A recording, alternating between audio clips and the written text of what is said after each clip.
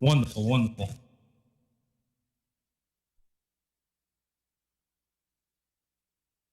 This is Bruce Buffer, and this is the moment you've all been waiting for.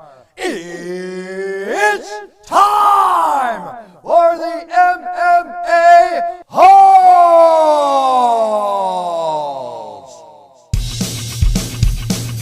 Mixed martial a-holes. MMA holes, MMA holes, MMA holes, MMA holes, MMA holes. You like to be a mixed martial a-hole. MMA holes, MMA holes, MMA holes, MMA holes, MMA holes. No way. From the Aunts and Uncles Studios of Arizona,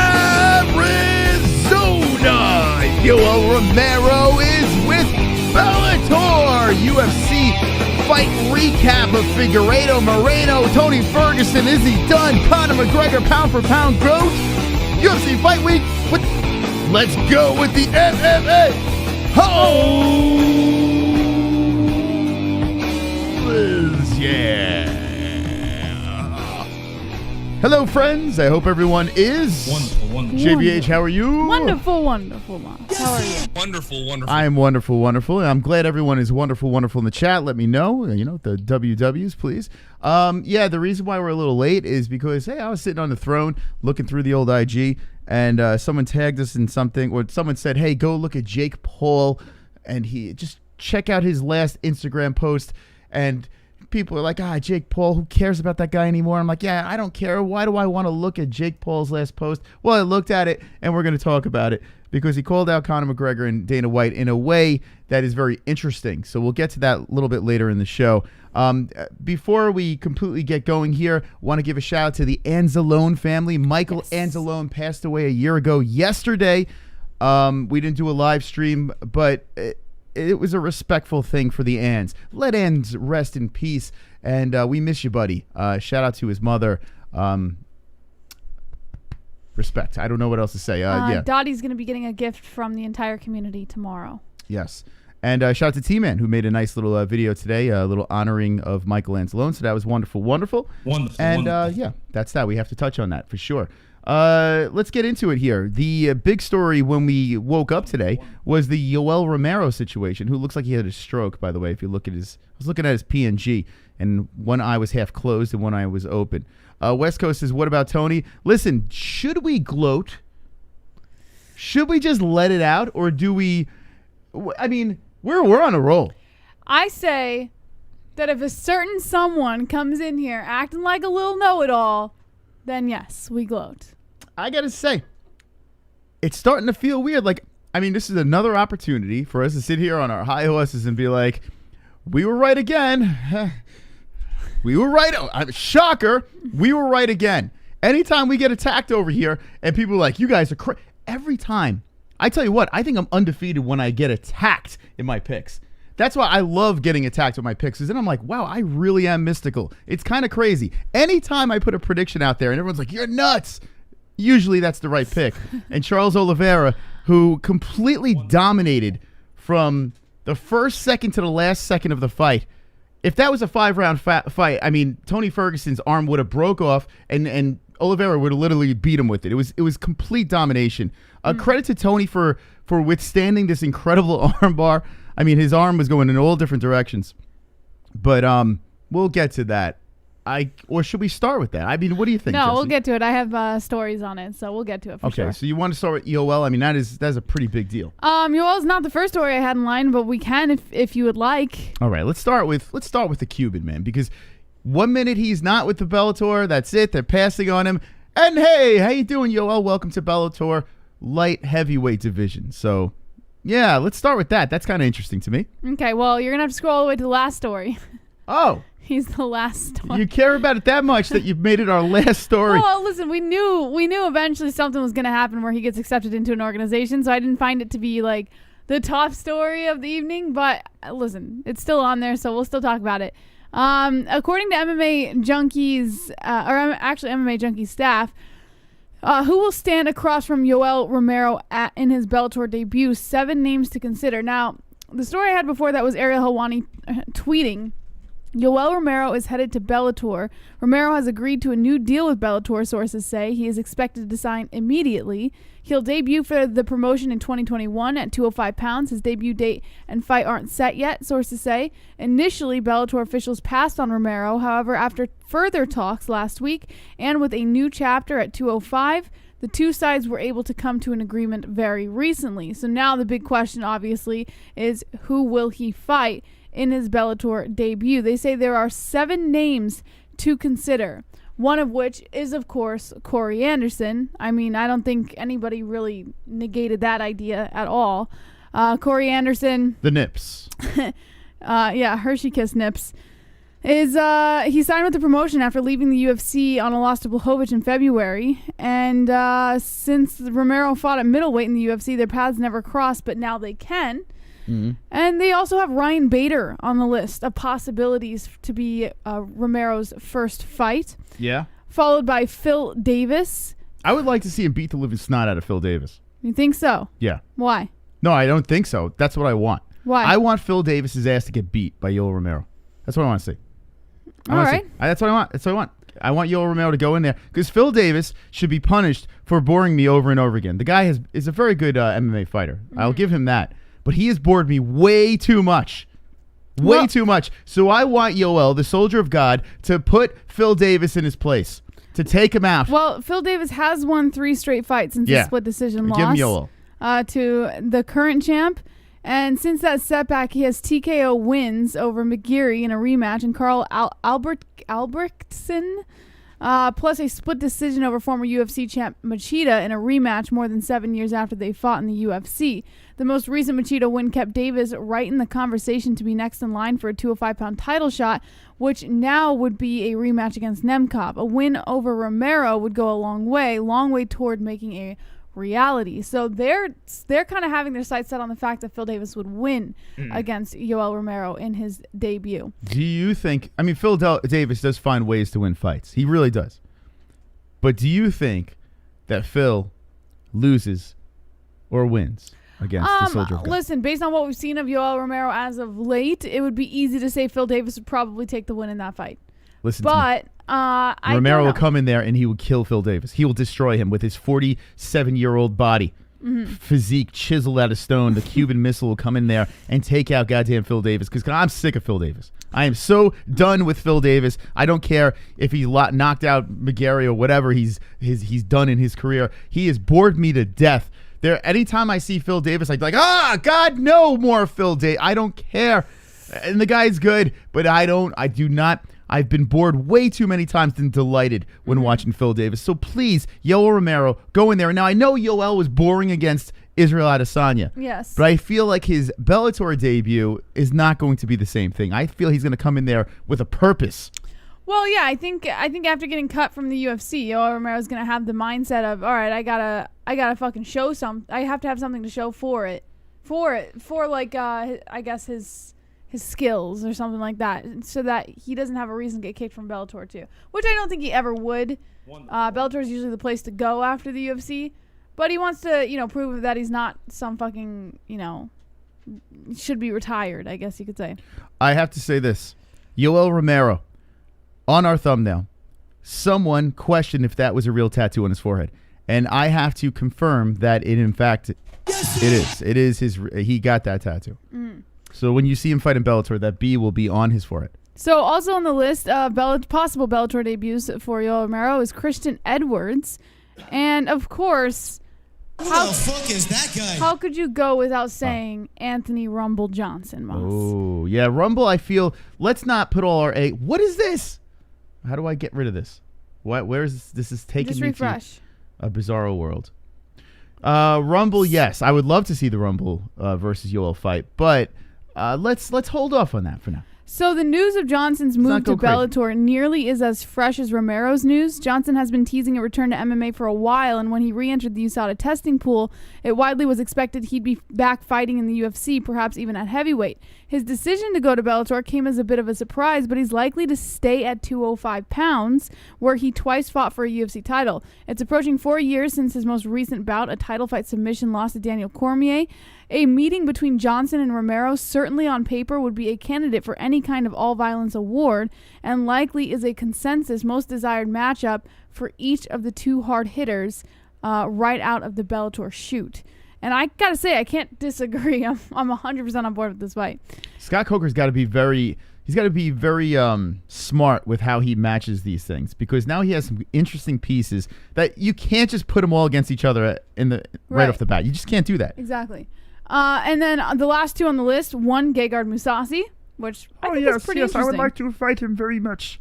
I would like to fight Yoel Romero very much. I've been boring people too, so put him in front of me, and I will take care of him. Now, the only reason I could see them maybe not giving it is because Mousasi is, of course, a champ, and Yoel Romero coming in for his debut to the organization. Maybe they wouldn't give it to him, but according to MMA Junkie staff, they have reasons for why they would give it to him. He debuted in the UFC back in 2013. It doesn't make a ton of sense for Mousasi to move up to 205 to take a shot at Romero. It does if he wants to make a run at being a 2-division champ. I can't get the character from Labyrinth out of my head with Scott Coker. I am sorry. I don't mean Moss, to. come on. I can't get it out of my head. The worm from Labyrinth. Why does he look so much like that thing? Why, Jesse? Can you explain to me the ridiculousness of Scott Coker's look? Like, I just don't get it. You're a mean person. It's Mark. not mean, Jesse. I can't get the image out of my head every time I see the man. Every time I see him, and now I listen. I love what he's doing right now. Mm-hmm. I'm down. Great stuff, Scott Coker.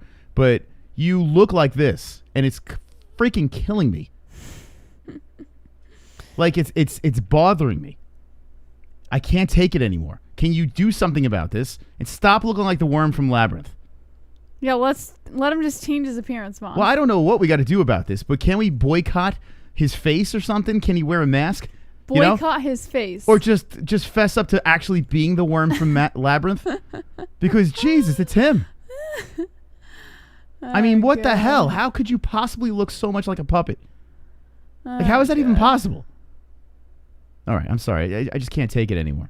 Something has to be said and done about this. Well, the last person on the list is, of course, Vadim Nemkov.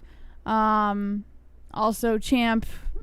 He would look to take a dual championship as well. So, yeah. Okay. All right, Tony Ferguson. So who would you like to see out of this group? Would you like to? It'd be nice if they threw a tournament together now. I like Rumble Johnson. I like it a lot. Or Corey Anderson. I think those two are pretty fun fights for Romero's first. Okay, so you're saying Corey or Rumble, which I feel, don't do that right away. I say right over here, Phil Davis, you Mr. Wonderful, off this Phil Davis Mr. thing. Wonderful. Put him in the mix because punish this man for boring me. That's where I'm going. I want Phil. I want Phil's head. I want Yoel Romero to go in there like an assassin and take out Phil Davis and bring me his head for boring the hell out of me. All right, who do you want in the chat? Oh, God. Chris, does Sage have a sister that fights in one, bro? Says yes, 2 joints. I think so. I know he has a sister that fights. I don't know where she fights, though. I think she is in one, if I'm not mistaken. Ryan Bader, remember me, says Eddie Machete. Gene Pinkert says, if I see someone torturing a dog, I will literally rip their face off. All but 3 of my pets were murdered. Okay. What the fuck? I don't know. Weezing says, give him Scott Coker. Deacon says, Ken has no mercy, Gene. Eli Reyes says, this quality content for sure. I love it. Fromsha says, in an alternate reality, Mr. Wonderful is the MMA-HOLES mascot. MJ, Masvidal will corner Yoel. West Coast, yes. Staley, that sister is nothing special. Crazy HD, Davis versus Corey would be most boring fight ever. Uncle Shep says, that's messed up, Gene. Sorry to hear. Don't blame you. Me too. That dude says, holy crap. 2 joints. She's no sweet teeth, Staley, bro. Oh, good. Deacon says, LOL, moist. I think I'm high, says deranged. Josh Stock says Yoel and Corey Evans. Okay, so Not many options in the chat. Thank you. We'll let them warm up a little bit. Okay, let's get into the next story over here. All right, so go all the way to the top of the list of news, because I have this kind of order. Like, not how I think one's more important than the other, but I do want to go over a lot of what happened over the weekend, because there's a lot of shit. UFC 256 you're talking about. Yes. So let's start with Charles Oliveira. Oh, are you talking about the underdog that we both picked and we're very... Now, before you get on your little tirade... Yeah, no, I'm not getting on a tirade. Allow me to read the news first. I just want to make sure it's the guy... And then you're free to say whatever is on your mind. The guy that guy that we picked and we said we feel that this would be a smart pick, that guy, right? Oliveira. That guy, Moss. Just making sure. But just let me get through the story first. Listen, I'm no genie, but I mean... I just want to make sure. You know, I can't predict these things. But oh, God. Okay. Wow, look at Tony. Looks great in this thing. Looking like a winner, Tony. All right, Moz. All right. According to Scott Harris of Bleacher Report at UFC 256, a star was born, and his name is Charles Oliveira. He was always there, though. like how is the star born? Are we that idiotic to not realize how good this guy is? A star was brought to the limelight. Yeah. A star was born to the casuals. All right. Watch the tape. The guy's good. You're going to make this very difficult for me. I'm trying to get through this. He's been there the whole time. Like, how are people now figuring out that this guy's good? Okay. It's insane. Which is the harder thing to believe about Charles "Do Bronx" Oliveira? That he has the most submission wins in UFC history, or that he's never fought for a UFC title? Both facts are true, but one looks likely to change very soon after Oliveira absolutely manhandled Tony Ferguson en route to a unanimous decision win in the co-main event of Saturday's UFC 256 card. Here in 2020, the 155-pound lightweight division is where the stars come out to play. This is the sandbox of Conor McGregor and Khabib Nurmagomedov, making it home to the sport's most famous and, until the latter's recent retirement, best fighters. That lightweight constellation got a little brighter on Saturday when Oliveira hit all 3 of his takedown attempts and repeatedly lit Ferguson up on the ground, even visibly hyperextending Ferguson's left arm at the end of the first round. You tell me, who else has dominated him like that? Oliveira asked. It's nuts. It really is nuts, man, what he did Saturday. Now, yeah, and that's what he asked Joe Rogan through a translator in his post-fight interview. He also said, the boss already said whoever won this would be in a great position to fight for the belt. And when Conor and Dustin fight in January, I'll be watching to see who's going to fight me. That's a reference to both UFC President Dana White's indication that Saturday's winner would get the title shot and to McGregor and Poirier's scheduled collision next month at UFC 257, which would presumably supply the other half of the equation. It should be noted, however, that Nurmagomedov retired but reportedly reluctant to formally relinquish his title. It's not certain that he's out of the picture. Now, he's out of the picture. I don't know why they would put that in there. So who's out of the picture? I'm sorry, I missed that part. Nurmagomedov. Either way. Why are you saying he's not? Wait, you saying he is out of the picture? Yeah, because Dana White's already setting this up for a title with Conor and Poirier. Did you see Dana's quote? Dana always has something to say about Khabib coming back. Very persistent quote that he has his money on himself. Get the fuck out of here. Hold on. Dana White has his money on himself. Never count out Dana White right now. Stop it. Okay? And Khabib did say that for $100 million, what would you do? He said this to a reporter, right? What would you do for $100 million? So he's even saying, now $100 million is a lot of freaking money. That's more than he's ever offered. It's kind of crazy. He's not going to offer $100 million. Here's the thing. I'm not saying he's going to make $100 million. He's not. But he can make a lot of money. Oh, God. He can make a lot of money coming back. And I have to say this. I'm with Dana. Get out of here. I'm with Dana White here. It's not looking good for the Khabib this is more important. Retiring thing. Stop talking about Khabib. All right. Either way, Oliveira is in an excellent position to be in the building the next time the lightweight gold makes a public appearance. He's spent his 3 rounds methodically making the case, taking the favored Ferguson apart so he could put together the masterwork of his career to date. It was apparent early in the opening stanza when Oliveira landed crisp kicks on Ferguson, who looked jerky and wild by comparison. Not long after, Do Bronx scored his first takedown, and on a slam, no less. What was truly remarkable here was how quickly Oliveira found himself in side control, then over to a mount. Toward the end, he got a hold of Ferguson's arm and fully torqued the arm bar, even tucking the arm under his own for added leverage. Did the arm pop the wrong way? Oh, yes, it did. Any tap from Ferguson? No. Shocking. but it was a clear exclamation point on a round that went to the underdog. By the way, just in, Khabib's going to fight Jake Paul. That just broke right now. Jake Paul versus Khabib is in the works. 2021, the beginning of the year, Jesse. Yeah. So just you heard it here first on the MMA Holes. Okay. That left arm of Ferguson's was pretty dang useless in the second, which saw Oliveira take Ferguson to the ground again and keep him there. One knock on Oliveira over the years was that he played up or down to the level of competition, or that he was too by the book. Both of those tendencies worked for Oliveira on Saturday, as he always seemed to be in a move ahead of a respected veteran 5 years his senior. The favorites spent much of the round stacked up by the underdog, with the underdog outpositioning him and staying heavy at every turn. Wonderful. Hey, Crazy HD. I think Oliveira would beat most guys in the top 5, but a matchup I'm iffy about is RDA. He wouldn't ragdoll RDA like that because RDA is a higher level black belt than Oliveira, 4th degree and 3rd degree, and RDA hits harder. I think RDA beats Oliveira. Okay. Interesting. So it's not a point that's not like too far fetched, but at the same time, I think Oliveira does to RDA what Colby Covington did to RDA. I honestly think that he would be too much. I really do. He seems big and strong at 155. He seems very and he's gotten better. He's a very good striker too. He catches you off guard and he can clip you with uppercuts, and he finds any way to get you to the ground. RDA is, RDA still got it. Maybe the matchup it would be an interesting matchup, but I don't even think it's in the cards right now. I think you look past all that stuff. You look at the Conors, you look at Poirier, you look at Gaethje, even Chandler. See what happens with Chandler if he has some big win or something like that. Those are the guys you put this man in position for that title.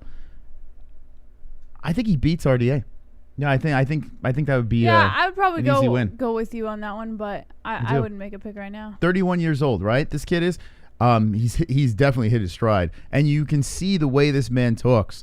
This man he knows how good he is. He fully believes in himself. He is right where he is supposed to be. And Charles Oliveira is a problem for Conor. He's a problem for Dustin. He's a problem for everyone up there. He's a problem for Khabib. A lot of people are saying that Tony was the guy. I think you can make even a better argument right now about Charles Oliveira. Yeah. You know who might be a problem for Charles, and you might laugh? Maybe Gaethje. And you got to hear me out on this. Maybe Gaethje, I know he got ragdolled by Khabib, and Charles, if he brings it to the ground, you got to think he would do the same. But I think Gaethje's punches, and I think if he retools, and cleans up his mistakes from the fight with Khabib, Gaethje might be the one guy in that mix that could be problematic for Oliveira. It's a weird one, but I feel like that might be the toughest opponent. I think Gaethje. I mean, it's hard to. It's easy to say. Gaethje he can't grapple. He's overrated as a grappler. But for some reason, that's the one name that sticks out of the bunch that I feel might be a little problematic for Oliveira. Gaethje's a firefighter that literally is like he's a loony. And see, Khabib has that iron shin. I feel that Oliveira, if he gets clipped by Gaethje, which he will, Gaethje could put him out. I'm not worried about him getting clipped. You saw Gaethje against Khabib with the wrestling. Yeah, I saw that. But you have to remember that first round, that fire round of Gaethje clipping Khabib, and Khabib has the chin of steel. Khabib is not a normal human being, and he was able to walk through Gaethje's punches. Oliveira is not going to be able to do that. If Oliveira gets clipped, he will die. He will die. If Oliveira had a first round like Khabib had with Gaethje, Oliveira will be flatlined. There is not a doubt in my mind. So I think Oliveira has to, it would be a tricky fight for him. Think about it. Hear me out on this. It might be a little, that's tough. Might be a little weird because everyone tough wants for to me. jump off the Gaethje train. Not me. I love Gaethje. But I feel the matchup could be problematic, especially a more focused Gaethje, a retooled Gaethje. We've seen what Gaethje's done after a fight he's lost. We've seen how he's refocused. And I feel that going after a guy like Oliveira, that could be a problem. I really do. Mystical. Now, everyone else, listen, as much as I want to say Conor knocks this guy out, as much as I want to see that what I saw on Saturday night, it's very hard for me to say. But I think Conor beats Gaethje, which is crazy. Matchups, very important. Matchups are very important. And I, for some reason, see Gaethje the biggest. Let's just say he's the biggest problem ahead of him with a title. Unless Khabib's in the mix, then it's a whole different ballgame. Khabib's not in the mix anymore, though. Okay, so Gaethje's my toughest pick. Who would be your toughest fight for Charles Oliveira? We saw what happened with Ferguson, so you could throw RDA in the mix too, like Crazy HD RDA said. would be tough. I don't think he would be the toughest fight for Oliveira. What about Michael Chandler? No way. You think Nah, he beats Michael Chandler? Michael Chandler's a very good wrestler. No, I think he would be Michael Chandler for sure. Who's the toughest guy? Gaethje, Chandler, Conor, Poirier. I mean, Poirier is a black belt I in guess jiu-jitsu. based on your logic, Gaethje could definitely be the toughest opponent. Okay. But Regardless of the fact, Conor's going to be the champ, right? I mean, we all know this. well, if Oliveira fights Conor, do you think Conor beats Oliveira? So this is what I'm seeing here. This is what my mystical senses are thinking. I think that the UFC is going to keep Oliveira away from Conor. That's what I think is going to happen. Dana White said the winner of Ferguson Oliveira fights the winner of Poirier Conor for the belt. For the belt? Yeah. And what about Justin Gaethje? He's not going to... Well, Gaethje lost his last championship fight, so why would Gaethje get the automatic push? So if Gaethje fights Michael Chandler on the same card, it's a fire fight. Then what they would probably do is whoever has the belt at the time, whether it's Conor or Oliveira, fights Gaethje, or the winner of the Gaethje fight. Okay, if they put Gaethje and Chandler on the same card as Conor and Poirier, everyone is going to forget about Oliveira once again. Charles Oliveira keeps getting pushed aside. And there's a reason for it. Wonderful. There's a reason. Conor might beat Oliveira too. Oliveira has good stand-up, but let's be real, Conor is another level. If Conor could keep it standing, he probably goes Oliveira. Oliveira doesn't have some iron chin like Tony, I don't think. Yeah, so that's where the problem is. The chin, I don't know. It goes back to your original theory of him getting clipped. Yeah, I feel though Gaethje has the cardio though. Like I feel Gaethje does have the cardio. Oliveira has better cardio than Conor. Yes, that's why. But Oliveira can wrestle Conor. I feel that Gaethje is the biggest problem. I really do. I think Gaethje would be, if I had to pick one out of the bunch that would beat Oliveira. Gaethje is more of a problem for Oliveira than Conor. I see a problem for Conor. I do see a problem for him. I do. Woo! This makes me want to pick Oliveira in the Conor fight. So this is what I'm going to say here. This is my prediction. I think the UFC is going to do whatever they can to make Michael Chandler versus Gaethje be a co-main event for Conor and Poirier. They have to put him on the same card or keep him around fighting around the same month. Because what's going to happen is that is going to be a fire fight. And everyone's going to be like, oh, yo, Gaethje's, he's back. Or, yo, Michael Chandler, former Bellator champ. This dude is like the real deal. Let's see him fight Conor. And they're going to have the winner of Poirier, Conor,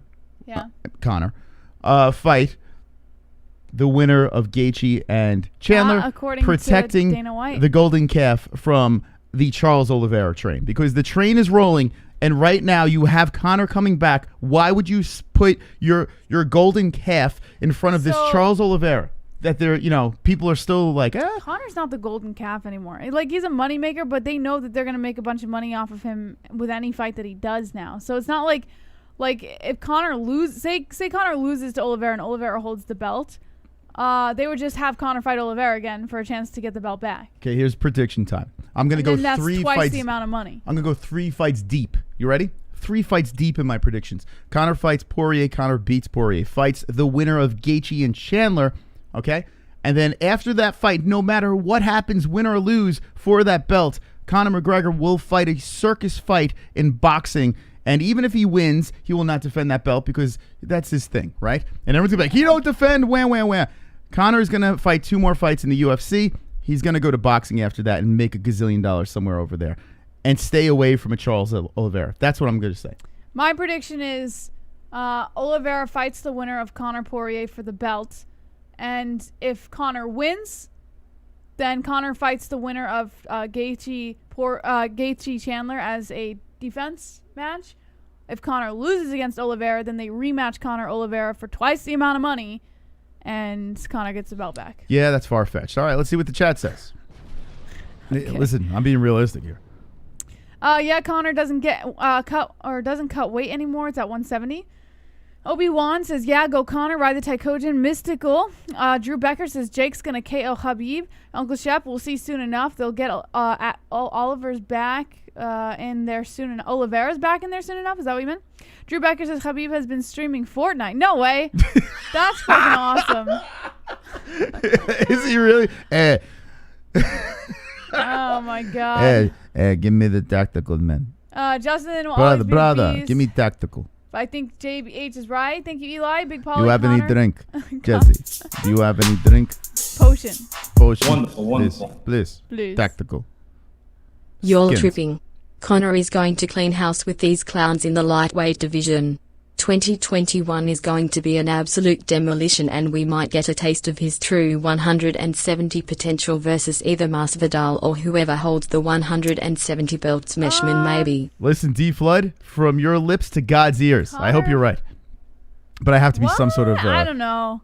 Please, slurp. Is he really playing Fortnite? Please. That would be pretty funny. Thank you. So now we're talking about Conor Masvidal. It's like a whole other thing. Yeah, well, listen, That's like a whole other thing. But I went 3 fights ahead. I'm trying to do the new season. I'm trying to do the new Conor season. You're talking about him here. at 170 now.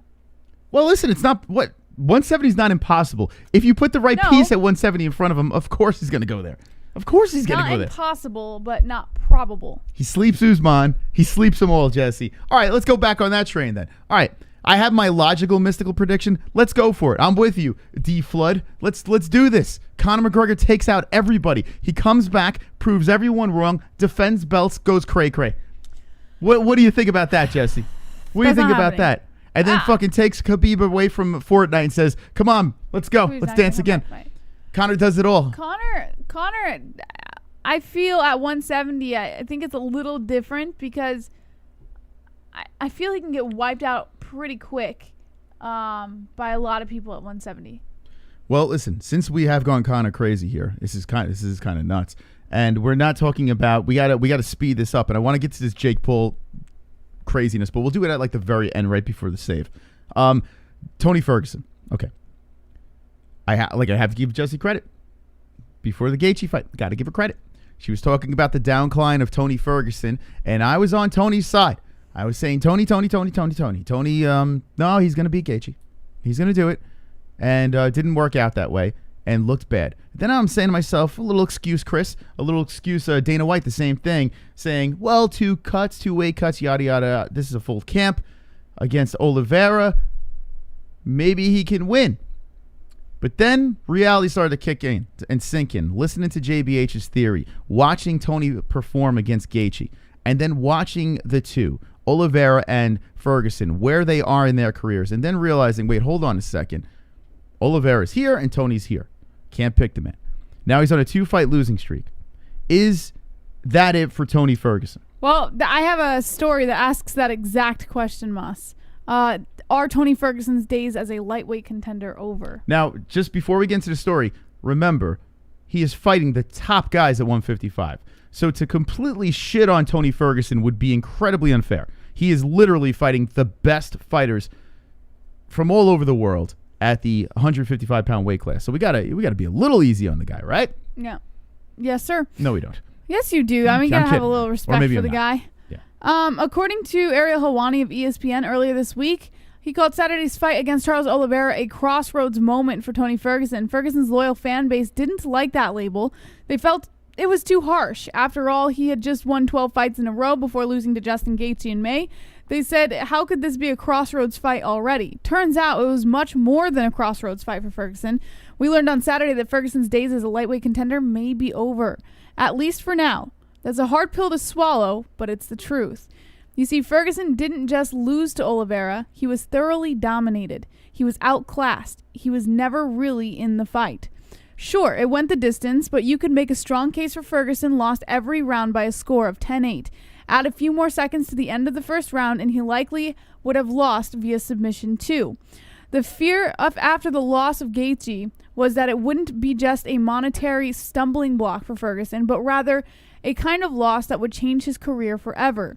The damage he took in that fight suggested it might prove to be the latter. Saturday night, we learned that appears to be the case. Now, is ARIEL putting too much stock into one loss? No, because it's now 2 straight losses, and they came against the elite at 155. Because make no mistake about it, Oliveira is an elite lightweight. I wouldn't call you uninformed if you told me right now that he's the best 155er on the planet, not named Khabib Nurmagomedov. He's that good. You see, while we have all been fixated on the likes of Nurmagomedov and Gaethje, Conor, Dustin, Michael Chandler, Dan Hooker, etc., Oliveira has gone 8-0 since 2018. Going into this fight, he had won all 7 fights via stoppage, which was one short of Anderson Silva's 8-fight victory via stoppage record, and he holds the record for most submissions in UFC history with 14. Amazingly, he's only 31. He has been in the UFC since 2010. That was his 27th UFC fight. It took some struggles in the cage and on the scale while competing as a featherweight, but he has finally put it all together as a lightweight. Yeah, what a difference, man. It's crazy. To put his run into context, Michael Bisping holds the record for most UFC fights before fighting for a belt. It took Bisping 25 fights before he finally got the call. Oliveira has obviously already passed that mark, which is remarkable. And could you imagine Oliveira with his ground game going up against Nurmagomedov? What a battle that would be. Yeah, let's stop sucking off Oliveira. We pretty much did that already. Tony Ferguson, okay, look at this man. If there were a movie made about Tony Ferguson, it would be incredibly fascinating and it would be tragic. It would be a tragic story because literally this man feels like he's been involved with wrong place, wrong time. You know, everything that's happened with Tony, the guy had a great run. Seriously, a great run. And then towards the tail end, finally was getting the respect that he deserved, the Tony train. You know, like people were really latching on to the Tony's character. It took about, it was like 3 fights ago that people started really jumping on the Tony train. You couldn't get people to watch him fight 4 fights ago. Yeah. You couldn't. And I know people are like, I've been a fan of Tony since Tough. Where the fuck were you when you look at the ratings? Nowhere to be found. Nowhere to be found were the ratings for a Tony Ferguson fight. But later on in his career... Wonderful. Woodley and Tony have weird similarities. Both lost 5-round fights and get dominated. First fight back they get unanimously beat by the upcoming jiu-jitsu guy and get dominated. Yep. Both don't look like their old selves in the fight. 100%. Well, okay, yeah, when you just talk about fights, yeah, but Woodley was a champion. Woodley was defending the belt, and Woodley was a pretty Ferguson good champ. Did have the opportunity to be a champ. You do realize, though, yeah, and Woodley had the shaft. He said he wasn't getting his respect that he deserved, but he did finally get the belt, and he defended the belt. And honestly, there was a time where I was saying on this show that you can say Woodley was one of the greatest welterweights. At the time when he was a champ, he looked very, very good. Not the best fights, but as a champion, I said, this man could be a champ for a while. He could be in the conversation as one of the best. And I still think he can be in the conversation. It's just, it's it. The time is up for Woodley. A Tony Ferguson, who was an interim champion, and all those fights that were lined up with Khabib, maybe younger Tony maybe would have been a problem for Khabib. I don't think so, but maybe. It's possible. We'll never know. There's so many things we'll never know with Tony Ferguson. But what we do know is the man has mental health issues. What we do know is he peaked late in his career with his fandom. Now he has a big fan base, but now he's on his downcline. It's just a fucked up story. And to see this man in his interviews just rambling about shit that makes no sense. But it's sad. It's really sad to watch. Yeah. It's a tragic story. I was going to say it makes sense to him. But in his head. but he's a sad, I guarantee inside he's a sad man. I guarantee inside he is. 100%, because you have to think about it too. And when he was saying those things about how Dana White wasn't giving him the belt because he was Mexican and all this stuff, he doesn't actually believe what he's saying. He's just saying it because I don't think he believes that. I think he is sad. I think he's fucked up because he hasn't had the belt yet. It's wrong place, wrong time with Tony Ferguson. It's bad circumstances. Things never lined up the way they should have. Now technically he did get gold. He does have the luxury of having a belt, right? I guess, but it's not a real belt. It's never going to be a real belt. And it even says in here, it says just some of it was his fault, most of it wasn't. Just sheer bad luck and circumstance. Yeah, and like I said, if they made a movie about Tony Ferguson, it would be fascinating. It would be a fascinating flick because even going back to the days where his father left him, like as a child, and how he built himself up, always had that chip on his shoulder, always felt his back was against the wall. His fighting style, a fascinating character, Tony Ferguson. But this, as a champion, to see him compete for UFC gold, the real UFC gold, we're probably never going to see that now. And it's sad.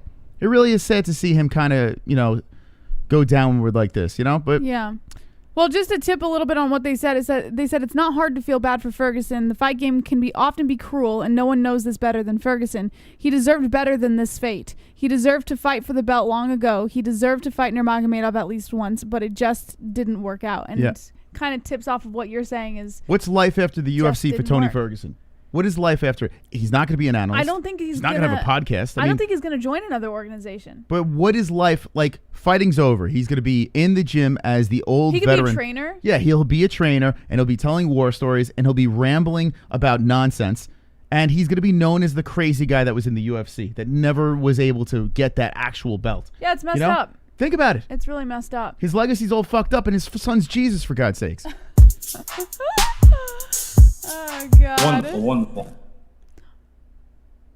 Also, there is a good chance that Masvidal and Colby don't fight at all in 2021 because they will be too busy crying in the cup tent because their orange man lost.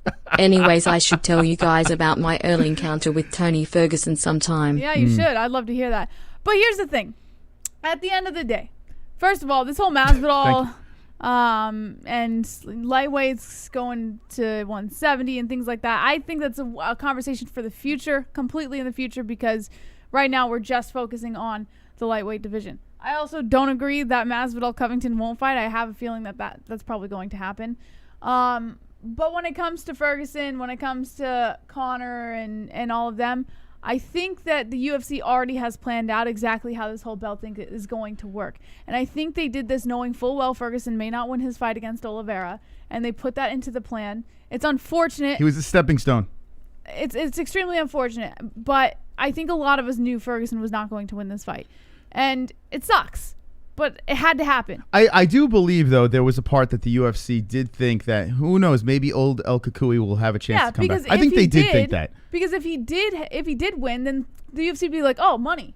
Perfect. Let's throw him into another big fight and make some more money off of him. Yeah. So, there's always that chance, but I think the UFC kind of banked on pushing Oliveira a little bit in this fight. Well, listen, let's move on. We've wasted way too much time on this, and limited time is left. Hopefully we'll get some saves.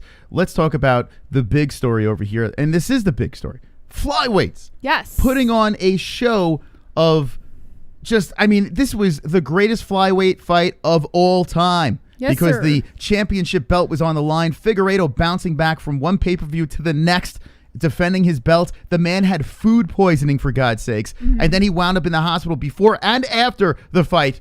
And still, I believe, won this fight. Then you have Brandon Moreno, the most likable guy in the world, in there just dogfighting him and making this a real scrap. Incredible fight to the very, very end. Great stuff here. And here we go, a draw. Now, let me ask you a question, Moss. Do you believe that had it not been for Figueiredo getting that point taken away, that it wouldn't have determined the draw? Figueiredo won this fight. And I saw DC saying that he thought Moreno won the fight. I mean, Moreno looks good. He did look really good in the fight. He looked great. But let's be serious here. Figueiredo won this fight, and it wasn't even because of the nut shot. That's the best part. But everyone was saying it was because of the nut shot. I thought it was because of the nut shot too. But then when I found out that one of the judges had Moreno winning the 5th round, what in the holy hell was that judge watching? I mean, for real, that was all Figueiredo. Figueiredo came back and looked great in that final round, showing that he should be and still. Now, he still has the belt. Technically, he won. He still has the belt, right? But it is a draw. They will run this back. The fans win. Are you excited to see it the second time around? Yes, I am. Just as excited as the first time. In fact, now I don't have to see Cody Garbrandt with his big freaking weird head. I think it's exciting simply because of how good Moreno looked. It makes you think now Moreno knows where he went wrong in that fight and how he can succeed against Figueiredo the second time around. I believe Mighty Mouse is the go-to flyweight. I think Mighty Mouse could be in the conversation for greatest of all time. But Figueiredo, what he is doing right now at flyweight, right? It's so much fun. Is he the best of all time? Probably not. But I like him. But goddamn is he feisty. Yeah. And he has that instinct. He's got the killer instinct that's what you want from a champion. The killer instinct. Yeah. You know, like that. You see it in his eyes. You see this man wants to rip your freaking face off no matter what. He is a stud. And to see him there defending the belt, and even if Moreno wins, I mean, talk about a champion. That would be a fantastic champion too. I am kind of leaning towards Figueiredo. I will stop everything to watch that man fight, no matter what. Moreno probably too, but Moreno's that It's nice guy shocking thing that is you like say whatever. that. Like, because I love thought you Figueiredo. were really getting high on Moreno, and I freaking love Moreno. For some reason, I like Moreno more than I like Figgy. As a person, yes, he's a sweetheart. as a fighter too. Like, I just like him more. Okay, here's my problem with Moreno. If you were to throw a Figueiredo fight in front of me and a Moreno fight, champion or not, I would go with the Moreno fight. Here's my problem with Moreno. One, well, the good thing is he does speak English, which is great. Very marketable. Very nice guy. But this... Fuck that. But put the personality Fuck aside. that. You're out. No, Figueiredo. So put the Yamasaki shit aside, right? I'm saying watching him fight stylistically, like watching him just go back and forth with other fighters, to me it is more entertaining than watching Figgy. I find him more... Listen. I find more of a draw towards Moreno than I do When you pick... Figueiredo. I'll watch a Moreno interview constantly. The guy he's very likable. Not just interviews, just him fighting. Yes, and a fight too. The guy is a dog. Yeah. The guy's a dog, and he comes at you from all different angles, and he's a lunatic. And I love when the cage when the cage closes. Okay, when the cage closes and Moreno's in there, he's great. He's Yeah. a great guy to watch. I just like Figueiredo better. Really? And This is shocking And to this me. is crazy too, because Figueiredo doesn't even speak English. Yeah. But I'm so excited to watch this man fight. Imagine if this man spoke English too and could talk this shit. I feel like having Love the guy. gotten a sense for your taste of fighters and stuff, it's weird. Like, I find it extremely shocking. And I feel usually like you would lean- have been more of a Moreno fan. I usually lean towards the Mexicans. I love a nice Mexican, powerful, prideful fighter. I love that. I'm all for that. But Figueiredo has something at flyweight.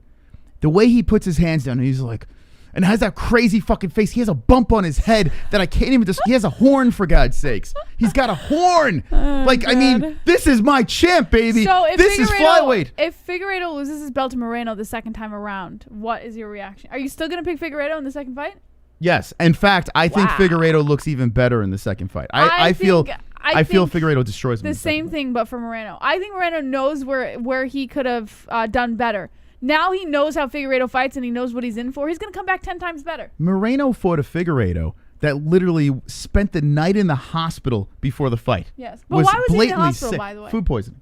Okay. So he was sick, and I've had food poisoning before. Yeah, It takes. brutal. It's not like you go to the hospital and be like, okay, the food But they poisoning's gone. probably rehydrated him quick and Yeah. Have you ever had food poisoning? I have once. It's pretty brutal, but I never went to a hospital for it. No I'm food sure the poisoning. hospital probably took care of him. No food poisoning, Figueiredo. A full camp, that like you don't have to go from pay-per-view to pay-per-view. And granted, Moreno went 2 in a row as well. Yeah. Right? So he In had fact, to do the same. Moreno had a shorter turnaround Yeah. than Figueiredo. Well, the same card. What are you talking about? Well, okay. Same card. So what they both did, they had the same thing, but Figueiredo did this defending his belt, which is a complete G move. Yeah. Right? This man coming into a rematch fight and retooling and not having the hospital stay before the fight, Moreno's in trouble. He's in trouble. I don't think so. Sorry. I don't think so. Let's see what the chat has to say. We'll talk about this quick Jake Paul thing, and then we'll do Save the Show. Laughing my ass off, dude. She don't even know. Yeah, I got the cards mixed up. My apologies. Two Joint says, Lady C undercooked some chicken nuggets and made JBH sick. Uncle Mike says, Junior, I just got home from the store. No fun. Glide says, he doesn't look Mexican. What? MJ says, now I'm the genie. Obi-Wan says, totally G. Bax says, Deacon. Evolution says, damn, exposed your fiance. Guys, I got the card wrong. It happens. Wonderful. Here we go. Uncle Chrome. Me and Roberto bought you guys a house. We are making sure your daughter has everything she needs, and now we have to pay for your wedding. Yeah. Looks like we're going to end up paying for your funeral at this point too. Chrome, listen, man. Thanks, Chrome. Listen, it's going to be an expensive wedding, and the goal is it's going. So please, Chrome, keep up the great work, and thank you. Yeah. Okay. Thank you, Chrome. That was very nice of you. All right, hold on a second. So I do want to. I know we wasted a lot of time on the Ferguson thing, and rightfully so. I get it. But let's just talk about the rest of the stuff here. Talk about this circus thing and do Save the Show. And listen, we need to spend money on a website, a wedding, and a funeral. So make sure we get some saves in there, please. All right, Mackenzie Dern and Jandiroba, feisty fight between the two. Loved it. A good scrap, right?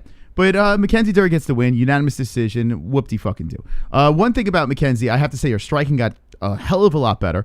And she's turning more into a horse face. So congratulations. Wonderful. Kevin Holland over Jacare Souza. Holy fuck. Like, Jesus Christmas. Why did I not put this on the thumbnail? Kevin Holland deserves all the respect in the world. 5 fights. Bonuses up the ass. Knocks out Jacare getting up. Like, just talking crazy smack. Fantastic stuff by Kevin Holland. I am on board. I love it.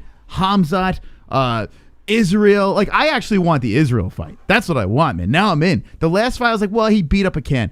You take on a legend and beat him off your back the way you... Like, come on. This dude could do it everywhere. No matter where the fight goes, Kevin Holland's in. I haven't seen enough from Izzy on the ground. So, I like Kevin Holland in the fight. I need to see the fight. Izzy's tied up with Jan Blachowicz. We have a new stud, a new player. How old is Kevin here? I mean, God, he might be my new favorite fighter. This guy he is game, baby. 28 years old, 6'3". Will take a fight on a week. He was calling out Khamzat to fight him on this card this weekend. He was game. Guy's a stud, an absolute stallion. Gain, okay, sort of controversial finish over Dos Santos where the elbow comes in. That was not controversial. Could be arguable, but I'm fine with it. I honestly don't think it was. Whatever. Like, I can't go crazy over it. Listen, you got to go back and watch that fight. Anyone who thinks it was controversial, it's pretty clear that was a knockout. It was yeah, it was a knockout, but illegal. I mean, listen, the elbow hit the side of the head first, and yes, it grazed the base of the skull. It did, but it was behind the ear. It was behind the ear, and here's the thing: he clearly didn't aim for that area. It's not like he was like, "Let me just give him an elbow in the back of the head." And it wasn't even a blatant mistake either. It was just like happenstance. Yeah. All right. So we'll give him a pass. The thing is, it sucks for Dos Santos because now it's 4 knockouts in a row. So let's be serious. Dos Santos might get cut. You know, that kind of sucks. Former champion of the UFC. Gain, what I like about this man is he slowly picks you apart throughout the fight and then has that sneaky power. So I think he's like the full product. Like what am I trying to say? The full something. The full Monty. The full package. The full package. That's what I was thinking. Thank you, Jesse. Wonderful. He is the full package. And we do have to see more from the kid. I can't say, oh, this guy's going to be a champ, but he's definitely has my attention. He's got something. He's got that. Cub Swanson, baby. Love it. I was never the biggest Cub fan, but I was rooting for him heavily in this fight.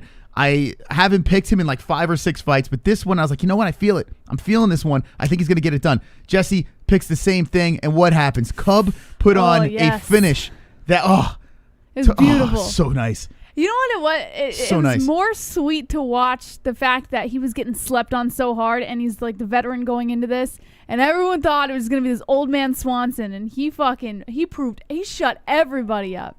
It was so amazing to watch. Such a fiery first round between the two. Like, seriously, and Pineda looked like he was cruising. Like, I was really nervous. And Pineda looked like he was going to get the job done. Cub just bit down on his mouthpiece, and it was beautiful. We got to clip those reactions. Holland and Swanson. I mean, I liked this fight, too, because you could tell Pineda was getting clipped there, and you could tell when he was starting to get stunned, but everyone was like, still, Pineda, and then that's when he fucking knocks him out. It was just crazy. Amazing. Fiziev getting the left hook victory over Moicano. Shout out to Fiziev. Very nice. Very nice job over there. This card was complete fire. Gavin Tucker with a unanimous decision. A incredibly, brutal fight between these two. Back and forth. I mean, Tucker deserved the win, and I was horsing around and teasing everyone. I like to ruffle some feathers here and there. And I surely did it on that fight, and it worked out, and it was wonderful. But Gavin Tucker did the job, and Corintillo, how could you not want to watch these guys fight? And the matchup was perfect. It was a beautiful performance from the two. Corintillo was down and out, but made it such a dogfight. Tisha Torres, I mean... shocking finish. Possessed. Not shocking, though. I mean... it was pretty shocking. I thought this was going to go to decision. It was obvious she was going to win. And yeah, I picked a decision as well. Yeah, but I didn't expect it to go Dr. Stoppage. Wonderful. Fire, man. The fire. And Tisha. Why does Cub look like a younger Tommy Flanagan? Look that guy up. They look identical. Tommy Flanagan. Who the hell is Tommy Flanagan? All right. Tommy Flanagan. All right. Maybe if we get a save, I'll check that. Thank you, Uncle Crumb. Appreciate that. Okay. So Tisha Torres had that lesbo power going cray-cray over Sam Hughes. Looked wonderful. And then you had Chase Hooper look like complete dog shit. And what happens? What does he do, Jesse? Heel hook. Chase is back. He's back in business. Yeah, he didn't look good in the fight. Terrible. It wasn't until he got a hold of the leg that he was able to finish it. But for the majority of the fight, he was not looking. He wasn't looking good. So it was a little weird. But listen, good for him. I had Hooper as a pick, so I'm still happy. All right. This card was fantastic. A card that we were kind of down on many weeks ago. We were like, I don't know. And then as it got closer, we're like, wait, I'm kind of excited about this thing. And this was one of the best cards of the year.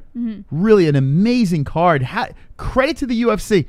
Just when you think they're down and out, just when you think the UFC mailed it in at the end of this 2020 pandemic year, they hit it out of the park.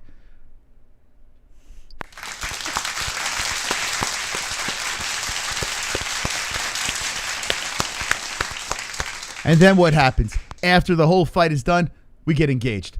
That is a perfect performance that happened. Let me know what the ones in the chat if you were here for the engagement. Where's the ring, Jesse? Do you have it on? There it is. Look at that. Look at that. It's right there. Thank you. Wonderful, wonderful. Ones in the chat if you were here during the engagement. If you want to see the recap, we got on the main channel, the MMA Holes. Now get off your fucking asses and like this video. 84 likes, 222 watching. What are you waiting? Come on. Let's like the video. Let's do this. Look, a lot of people are here. That's wonderful, wonderful. Wonderful. Thank you for being with us on that. That was a real special moment. Okay, let's watch this cringy video and do a save. How about that? You ready, Jesse? Okay. Credit to, hold on, let's see who said this to us. All right, here we go. Jamie9792. Thank you, Jamie9792.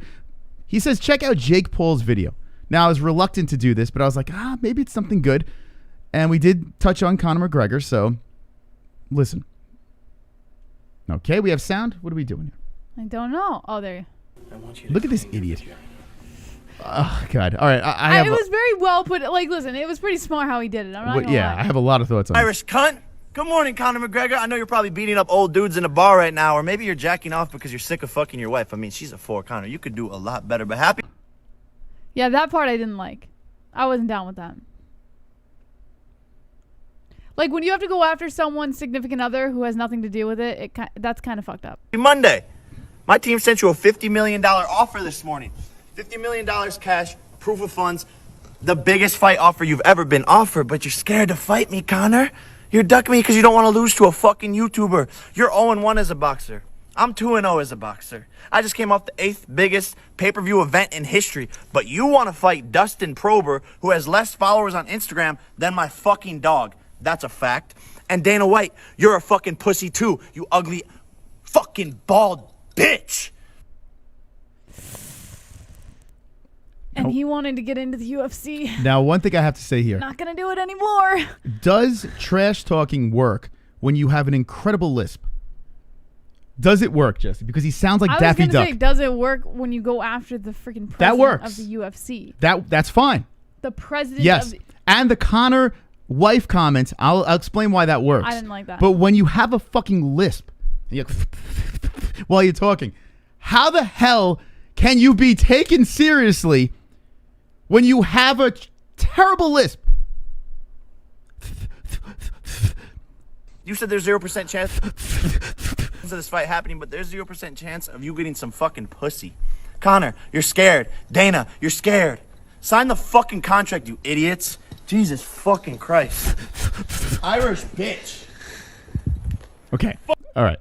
Oh, wait, you hold can on. hear his girlfriend breathing into the camera. Fucking I want to fight you, fucking. What in the holy hell? What in the... I want to fight you, fucking. Well, it wasn't that bad. Okay. The lisp is definitely there, but it wasn't as bad as Monster Fucking I will fucking fight you. All right. So... I didn't notice any response from Conor. I didn't notice anything about that. And I was when looking. Was this posted? I think 4 hours ago. Yeah, honestly, I think if he doesn't respond, it's like a complete G move. Now, I'm watching this on the toilet. I'm looking at this thing, and I'm like, why is this guy lisping? But that's fine. And I'm saying to myself, okay, the shot at D, all right? The mother of his children. I know you think it's a low blow, right? No, the only reason I think it, like, if D was involved, then it would be totally cool. But, like, she's just kind of like doing her own thing, not involved. Like, if you go after someone who's not involved, it makes you kind of look like a jackass. Okay, well, Colby Covington? Jackass. Okay, but it worked, right? So what he's doing there works, okay? The Dana White comment. Might have been a little bit of a low blow going after the boss, right? The boss of the UFC. I think it could have jeopardized his chances if he says something too far. In fairness, Dana White said something about, I don't know, was kind of laughing off the situation. He said Jake Paul in the UFC would never happen, but it would happen if it was with the right money. Okay, so this little rant by Jake Paul happens, okay? I don't have any problem with what he said. In fact, I was like, ooh, delightful. I like this. I'm into this. Now, if I'm Conor McGregor, I would steer clear from this whole situation until I'm of age. And when I say of age, take care of your business as a pro fighter. And then when you're at the Floyd Mayweather level, when you are in your 40s or late 30s, and you're like, well, I want to make some extra scratch, that's when you take these fights, right? Right now, Conor doesn't need these fights. It's just stupid. It's just dumb, right? Yes, it makes a lot of money, but at the same time, it doesn't make sense for where he is. Technically, Conor's in his prime. So, okay, here's where it all falls apart for Jake Paul. Did you see the rest of his post? Yeah. Did you see this, Jess? Enlighten me. I'm gonna fight McGregor for sure. Have you been talking to him like a bitch ass nigga? Yeah, he's Okay. Have you been talking to him like a bitch ass N-word? Okay. he's already ducking me. He's always ducking me. I don't think you're joking. Yeah. You sound like a duck. I'm gonna fight McGregor for sure. Have you been talking to him like a bitch ass nigga? Yeah, he's a bitch. He's already ducking me. Okay. So he posts this following this. What the fuck is that? Okay? Yeah, he So- shouldn't have posted it together. So here's the bad move. Ooh. Here's the bad. Let me tell you what the bad move is. Yikes. He literally made an excuse saying that this is a character. Mike Tyson told me to talk some shit. Yeah. It looks like a puss move. So Yeah, now you just sold yourself out. Stick with the bad guy, you dick face. Yeah, I agree. That was he should not have posted that. He shouldn't have posted that third part at all. You done fucked up. Yeah. You fucked up, you idiot. Like I'm watching this like, how fucking stupid can you be? Yeah, I agree. That was not smart. The dumbest shit I've Dang. seen. Like, I didn't see that I'm gonna part. fight McGregor for sure. I'm gonna fight McGregor for sure. Have you been talking to him like a bitch ass nigga? Yeah, he's a bitch. See? So Mike Tyson Yeah. giving him advice. Yeah, pretty much telling him exactly what to do, like exactly where his first video stemmed from. That was not a good idea. Oof. I would not have done that. That whole shtick that you're trying to make go viral. Yikes. You expose yourself. Someone should tell him to take that third part down before Conor sees it. How fucking stupid can you be? You're a fucking multi-billionaire. I don't know how much money you're worth. Oh, God. You're like one of the biggest YouTube stars. You're sitting on top of the world. You got this gimmick. You're talking about this man's wife. You're going after Dana White.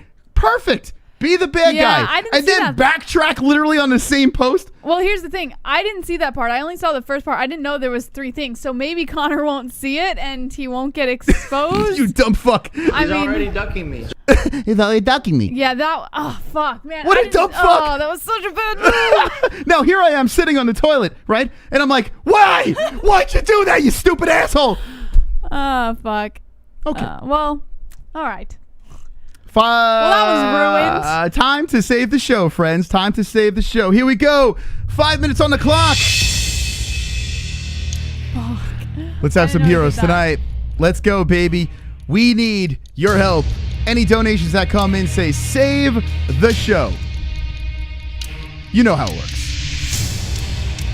Wonderful. You know how it works. All right, Jess. So now I said my whole theory on that. I'm Yeah. sorry, I was rambling. What do you think about this? No, I'll repeat what I said. I didn't see that third part. When you sent me the link originally, or when you told me to look at Jake Paul's Instagram, I looked at the first video. I didn't see anything else. Wonderful. Okay, here we go. Uncle Chrome coming we in. finished the year with Wonder Woman, I mean Wonder Boy. I hope we see Pettis turn back the clock and knock that fool out. Conor fought a bus. I don't think he is scared of anybody or anything.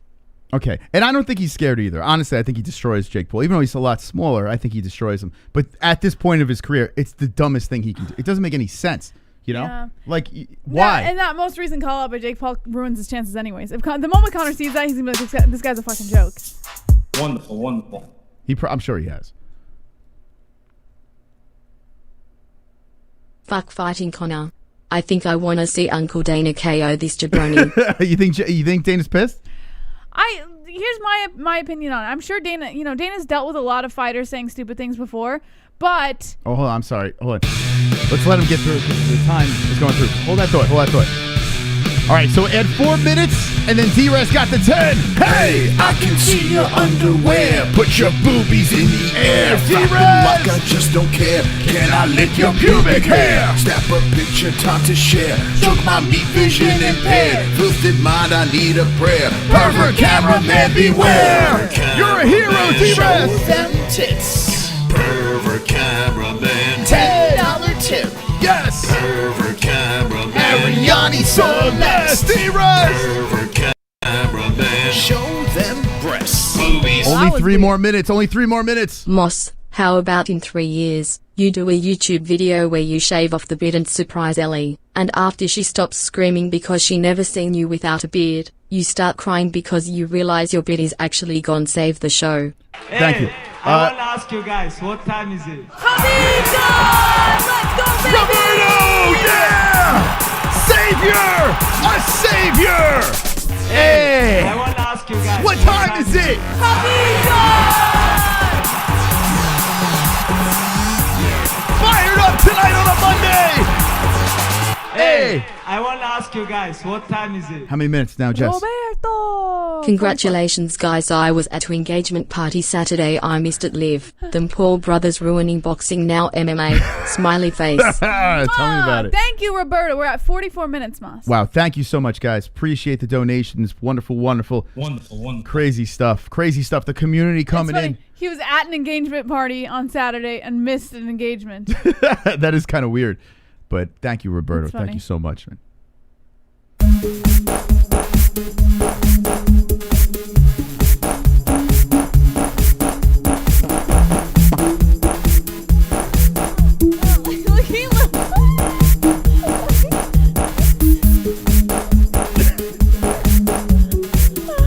Stop it! I don't want it in my face. Look at his little butt!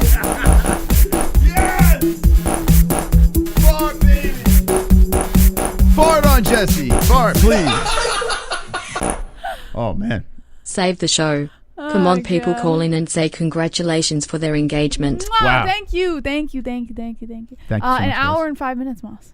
All right, let's see what we can do here. An hour and 5 minutes. Can we get to the full 2 bonus rounds, rollover rounds? Who knows? But thank you so much, guys and gals. Really appreciate it. You're wonderful. Wonderful.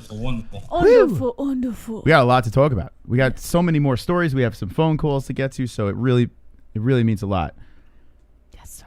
Let me fart on Jesse. That whole Jake Paul situation is insane. Yeah, I can't stop thinking about the fact that he posted that second video. He should have never done that. That was such a huge misplay. See, I'm like a detective, Jess. I see the video. I could have clicked out of him. Like, wait, there's gotta be That's more. what I did. I saw the first video. I clicked out, and I was like, oh, that was pretty stupid. Here we go, Nicole. Yeah, come on. Come on, get loud. MMA holes in the crowd. Come on, get loud. MMA holes in the crowd. Got MMA holes in the crowd. MMA holes in the crowd. MMA holes in the crowd. Thank you so much, Nicole. Whoop, whoop. Touch you. Let me touch Save the show. Sorry I missed the live on Saturday. I fell asleep due to headache. Aw. Congratulations, love y'all. Thank you Ooh, so sorry much, about Nicole. that. I hope you're feeling better. Thank you. Sorry about the ear aids. Wow. 111. 111. We have a couple in queue here. Let them go. Let them go. I just feel so special. I feel special too, Jesse. Do you feel special? I've got a special face. That's my wife. Attention is short. Bust the outer my fiance. Mine in a special place. GSP abducted me. I'm from an alien race. Yeah. Special face. Special face. Special face. Wow. Aren't you proud of that, Moss? That's beautiful. Wonderful. Wonderful Kiwi putting us at 1, 2, 2. Yo, we got 3 in queue over here. Let's let them go, man. It's a party. We're having a party night here. Let's go to after the buzzer. Let's let these 3 in, and we'll take the phone calls. Wonderful Pervert Cameraman. Yeah. Obi-Wan. Hey, I can see see your underwear. Put your boobies in the air. Flapping like I just don't care. Can I lick your pubic hair? Snap a picture, time to share. Chunk my meat, vision impaired. Twisted mind, I need a prayer. Pervert cameraman, beware. Pervert cameraman, show them tits. We got a lot to talk about tonight. Cameraman, $10 tip. Pervert cameraman, Ariel Solid. Pervert cameraman, show them breasts. Boobies. Yeah, baby, boobies. Cheers to the bride and groom. Save the show. Cheers to Obi-Wan. Thank you for the 10, putting us at 1, 3, 2. Oh, Mikey, baby. Oh, shit. Rest in peace to the great one. Anzalone, Michael Anzalone, Michael Anzalone. Watch out, here he comes with the wrench friend, heart and soul of the holes, Mrs. Steely girlfriend. Time out trolls, welcome to the dead end. Cock so big that you can't even comprehend. Busting chrome, making bitches moan on the timestamp throne while the chat room stoned. Hold up, save the show for the tales will be told about Michael Anzalone. Rest in peace, Big Anz, baby. This Save the Show is dedicated to Mike. Cheers, holes. Mwah, mwah. The immortalized Michael Anzalone. Thank you, Uncle Shep, so much for that. Really means a lot, and we love Mikey. His anniversary was yesterday of his passing, and he was absolutely Wonderful. wonderful. What do you think Mikey was doing when we proposed? You think he was freaking out up there? Yeah, I think he was doing backflips. I think so. All right, we have one more save coming up in here, and incredibly generous. Thank you so much, everybody. Appreciate it.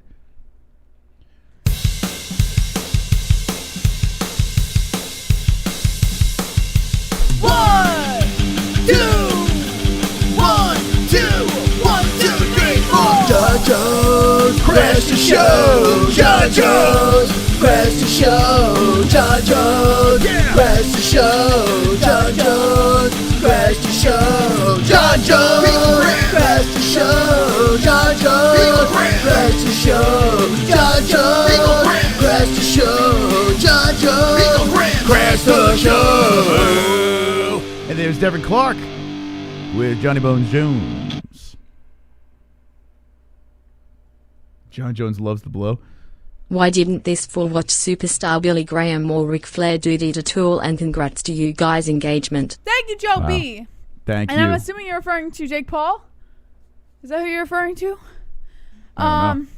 That We puts got- us at 2 hours exactly, Mike. All right, Hey, 2 out. I want to ask you guys, what time is it? What the fuck?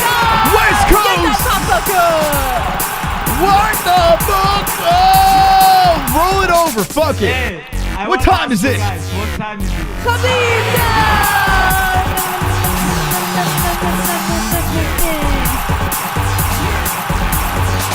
Hey, I want to All ask right. you guys, what time All right, is we'll roll that over. And that's 30 it. minutes over. That's Save it. the show.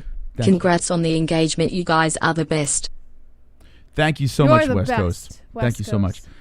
Okay, let's roll that over. So 29 minutes for the next show. Yes. Thank you so much, guys, for being so supportive. We really appreciate it. You are all wonderful. We're going to take it to the phone lines, and that's crazy, man. It's really crazy. We'll put the 2 hours on the clock, get it popping over here. It's going to be absolutely mesmerizing tonight. I really feel that the people are going to just love. Gonna smash. Gonna smash. I'm gonna beat everybody. Gonna smash. I'm gonna finish everybody. I'm gonna finish everybody. I'm gonna finish everybody. I'm gonna finish everybody.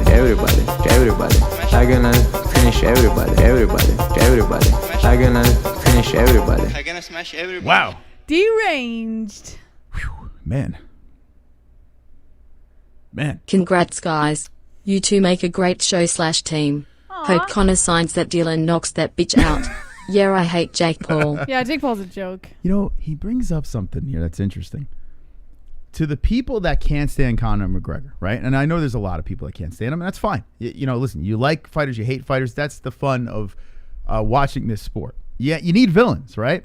So the people that hate Conor McGregor, who would you root for? Jake Paul versus Conor McGregor? Because Conor McGregor is literally, Conor. he is standing up for, like, I'm rooting for Floyd hard against Jake Paul. Like, I do not want Jake Paul to win. Well, no, but I don't think anybody wants to. Let's be realistic. I mean, Logan Paul. Excuse me, Logan. Oh, these fucking Pauls. Jake Paul's the one calling out Conor, though. Yeah, I want Floyd to beat Logan in the worst way. And I'm not the biggest Floyd Mayweather fan, but yeah, Jesus. I don't think anyone really wants the Paul brothers to win. I think it's just kind of like, and you plus must it's really kind of funny if they. Yeah, what does that say? I'm curious what the chat says here. Just give me your quick comments. Who would you root if Jake Paul and Conor did come together? Who would you root for? I'm curious. Let's see. The Conor, no doubt, says the Iron Sheik. Deacon says Mayweather will carry and bury. Conor Easy says Glide. Gene Pinker, Cookie Monster got me again. Theo Gates says Conor would starch Jake Paul. Anyone with half a brain knows that. Eddie says Floyd or against Floyd, Floyd. Yeah, Floyd. Danger Deranged says Conor all the way. Obi-Wan never. You right. I've never seen them, says West Coast.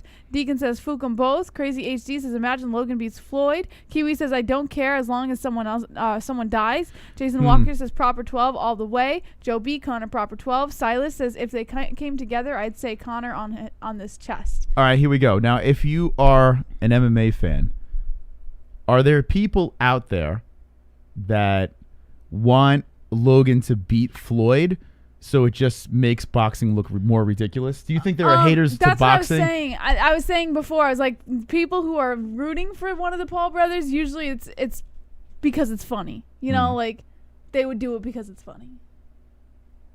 Like if he wins and they get the bragging right, and it's kind of hilarious that a Paul brother won. There is a little part of me now that I think about it. I still want Floyd to win, but there is a little part of me that says, oh my God. Like a troll if move. Logan Paul knocks out Floyd. But then again, Logan Paul is literally 200 pounds, 6'3".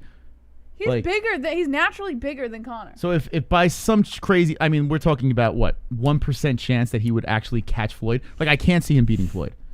But by some weird chance he catches Floyd, like, we could all jump on the boxing fans and kind of rip him apart. Yeah. So do you think boxing fans feel the same way if Jake Paul beats Conor? But then again, it's in boxing. No, yeah. It's so there's no way. We win. As an MMA fan, we win no matter what. Yeah, I don't think they feel the same way. I think people just do it because it's funny, to be honest. MMA fans out there, no matter what happens with the Paul brothers, we win because it's boxing, right? It's not MMA.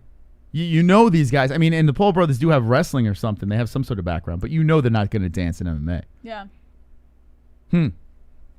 When are these super YouTube celebrities going to dance in a cage? When is that going to happen? When is the real fight going to happen?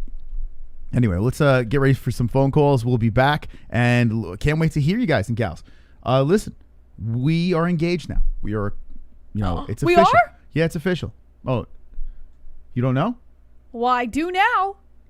It is official. And I have to say this. I can't even believe when I look through the comment section, I kind of scrolled through it. I even posted a video on social on just being shocked at the positive feedback. I have never seen that many people, like 2,000 people in the chat room, and I would say 98% positive reactions to something like that. Insane. When you planned the engagement, did you think that you were going to get lit up hard?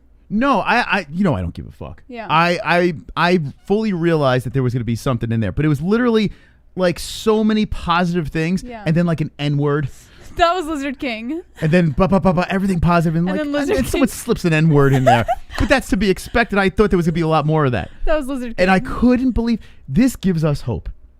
This gives, honestly, Saturday was a fucking big night. Yeah. Because it gives me hope. It makes me realize, wait, this world is not as cold as we all think it is. Yeah. You know? Well, I think it's crazy. It's too, like, we're nearing the end of a weird year. You know? It is. So thank you to everyone that was with us on Saturday night. Thank you so much. And the people that watched the replay and said the nice comments. Thank you so much. We don't expect that, but when it does happen, it is absolutely wonderful, wonderful. Wonderful. All right, I'm not gonna stop licking ass, and let's we'll be right back. Sing it, Chrome.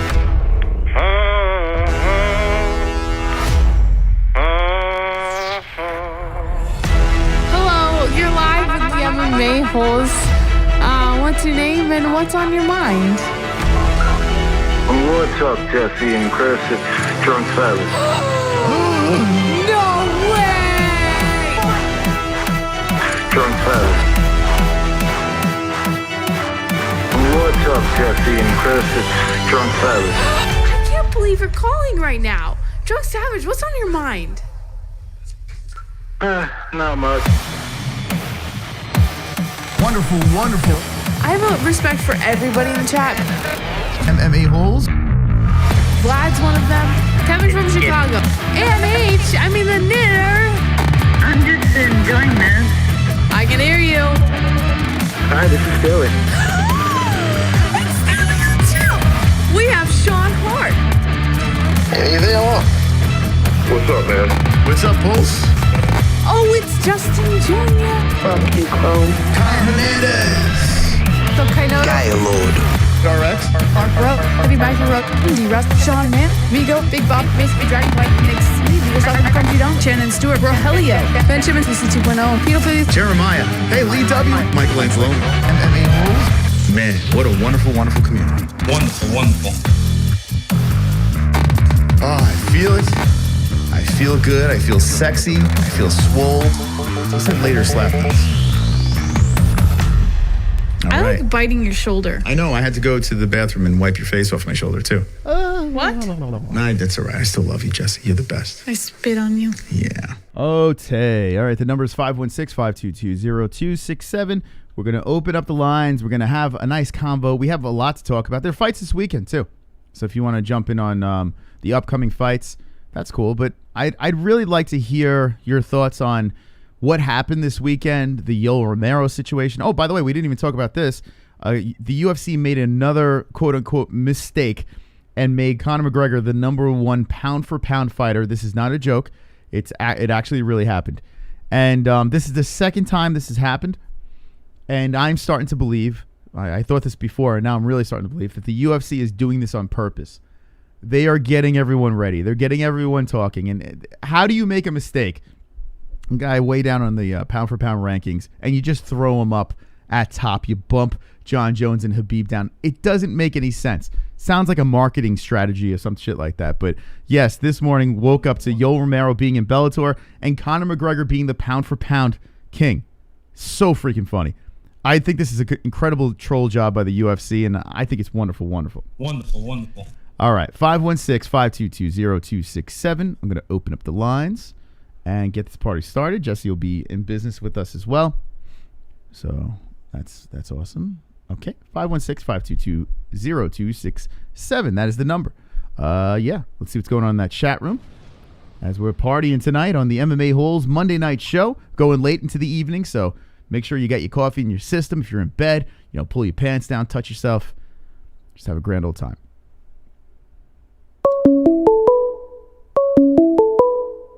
All right, 270, you're live with the MMA-HOLES. What's your name and what is on your mind? This is Eric. I just want to talk to you about the Jake Paul situation. What they ought to do is we ought to make a push for Charles Bennett, man, to fight him. That would be good for Charles, It'd be something he could use and put him back on the map. Be a big payday for him. Charles Bennett versus Jake Paul. Wow. That would be something else. Yeah, I would sign up for that. You got a pioneer of MMA, a real entertainer. He was in doing social media way before Jake Paul ever was, He's not, done maybe as much or as big, but he's been there, and it'd be good for Charles, be a good payday for him. You sound like his manager, Jason Ferguson. Any relation? No, sir. But don't you think that would be good for Charles? I mean, seriously, he's fighting a bunch of guys now. He's out of his prime, but he could probably still pull one off. He could probably beat Jake Paul.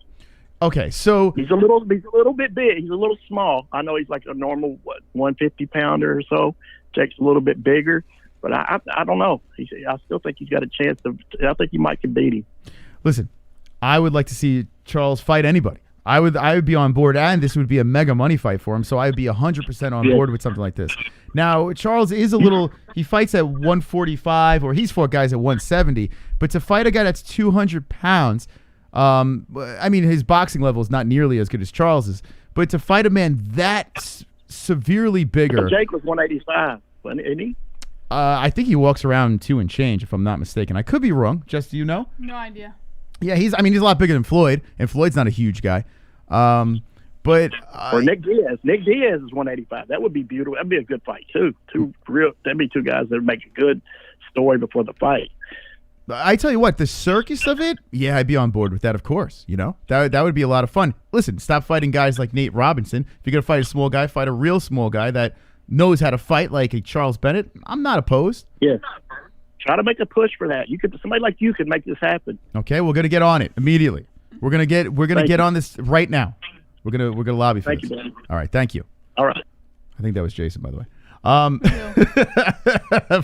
think that was Charles's manager. 516-522-0267. Would you like to see that fight? It sounds just like him. Yeah, I tell you what. Yes, the circus would be hilarious. Like, it really would be funny. Charles would get a big payday. It would be fantastic, and it's an actual real fighter versus a Jake Paul. On paper, it makes sense. It's just like that. You know what? Fuck it. It kind of does work. You do have that David and Goliath thing. You have a 41-year-old Charles, who is a freaking nut job, right? Who legit can fight. But he is at the tail end of his career. He's on a 21-fight losing streak, right? That's a guy Jake should be fighting. Yeah. If you're going to fight someone. You know what? Why couldn't that work? I'm not turning it down. At first, it sounded ridiculous because he's so much bigger, but if you think about it, Logan Paul is fighting Floyd Mayweather. There's a huge size difference between the two. Okay, if Jake Paul we don't fights, know if that's actually. Where's Charles? 5'7", somewhere around there. I don't know how tall Felony is. You know what? Why not? And then you don't have to. He doesn't have to worry about his hands as much because he'll actually have some padding. He's 5'7". His last fight he fought at 145. So if you can get Jake, yeah, why not? If you're gonna pick on a small guy, go after a guy like Charles. It's not impossible. But then if he loses, like I said, it's a little far-fetched, but if he loses to Felony, right, then all his McGregor things are out the window. Yeah. So that's probably why Jake wouldn't take it. Let's see what the chat says. What does the chat say? Eric Melton says, thank you, Moss. He also doesn't train anymore since Evolution. He would get massacred. It's a stupid idea. Why the hell would Jake fight someone with no fans? That is so untrue. He's like such a huge follower. He's like how many Listen, people on Instagram? just because his Instagram. His Instagram's popping, by the way. It's like fire right now. Yeah, listen.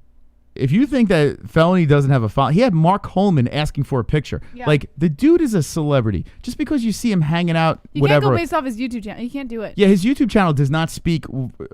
The guy is more. What the hell? How do you not know that this guy's a legend? He's a legit legend.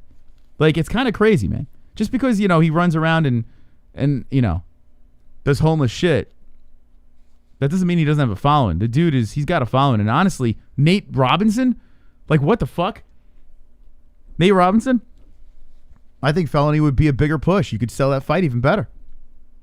You know what? That last call is kind of growing on me now. 516-522-0267.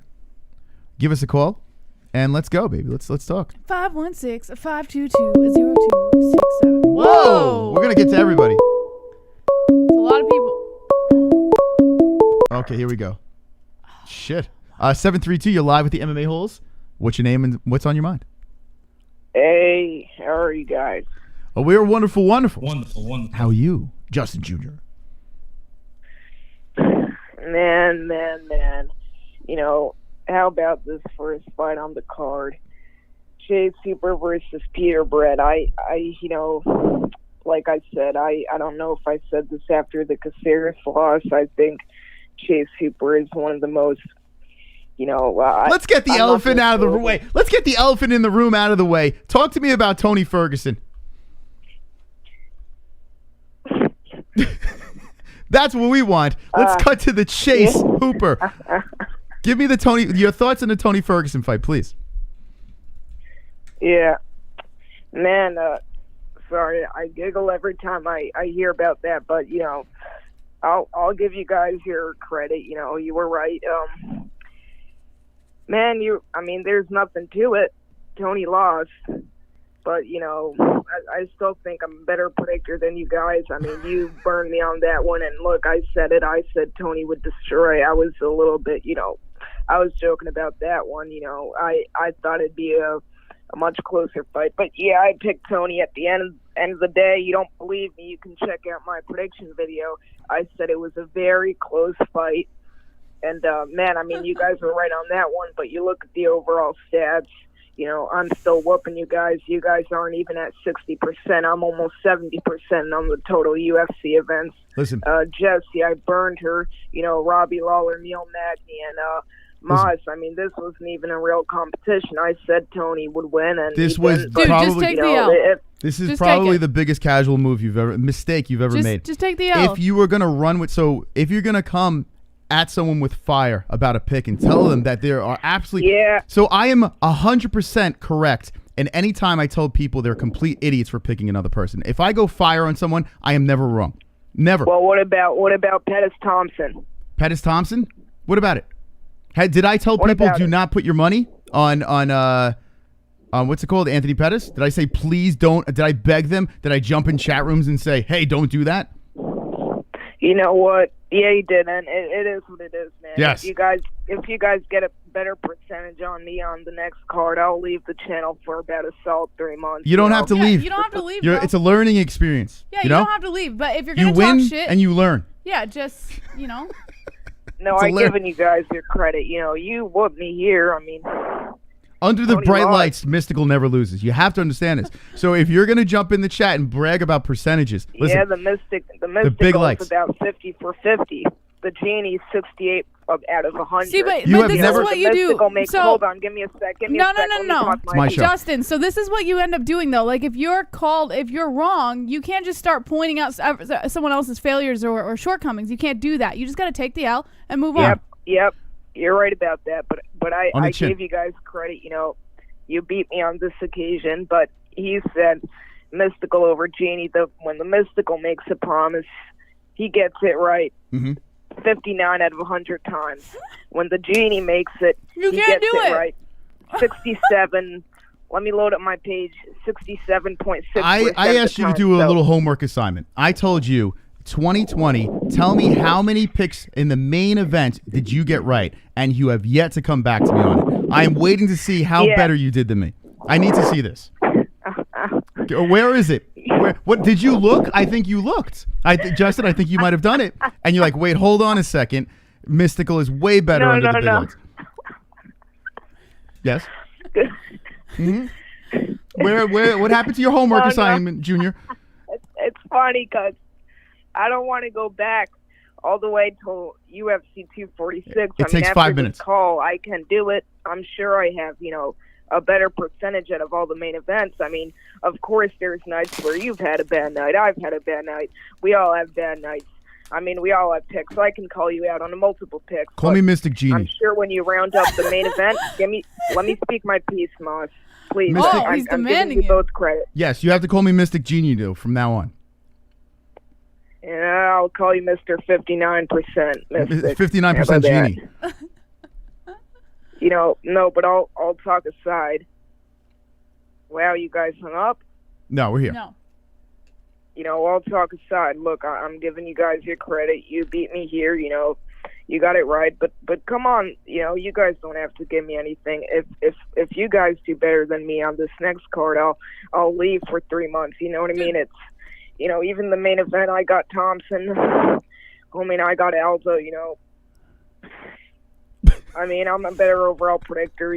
They don't call you the Genie for nothing. I've had people. You have to realize this. Say, hey, you're 13 years old, Justin. right? You have a lot of time to get a lot of picks wrong. This is not going to be the first time it's going to happen. So you have to prepare yourself. If you're going to really talk some smack, you have to be able to take it on the chin when you lose. The truth of the matter is, I was giving you guys some content.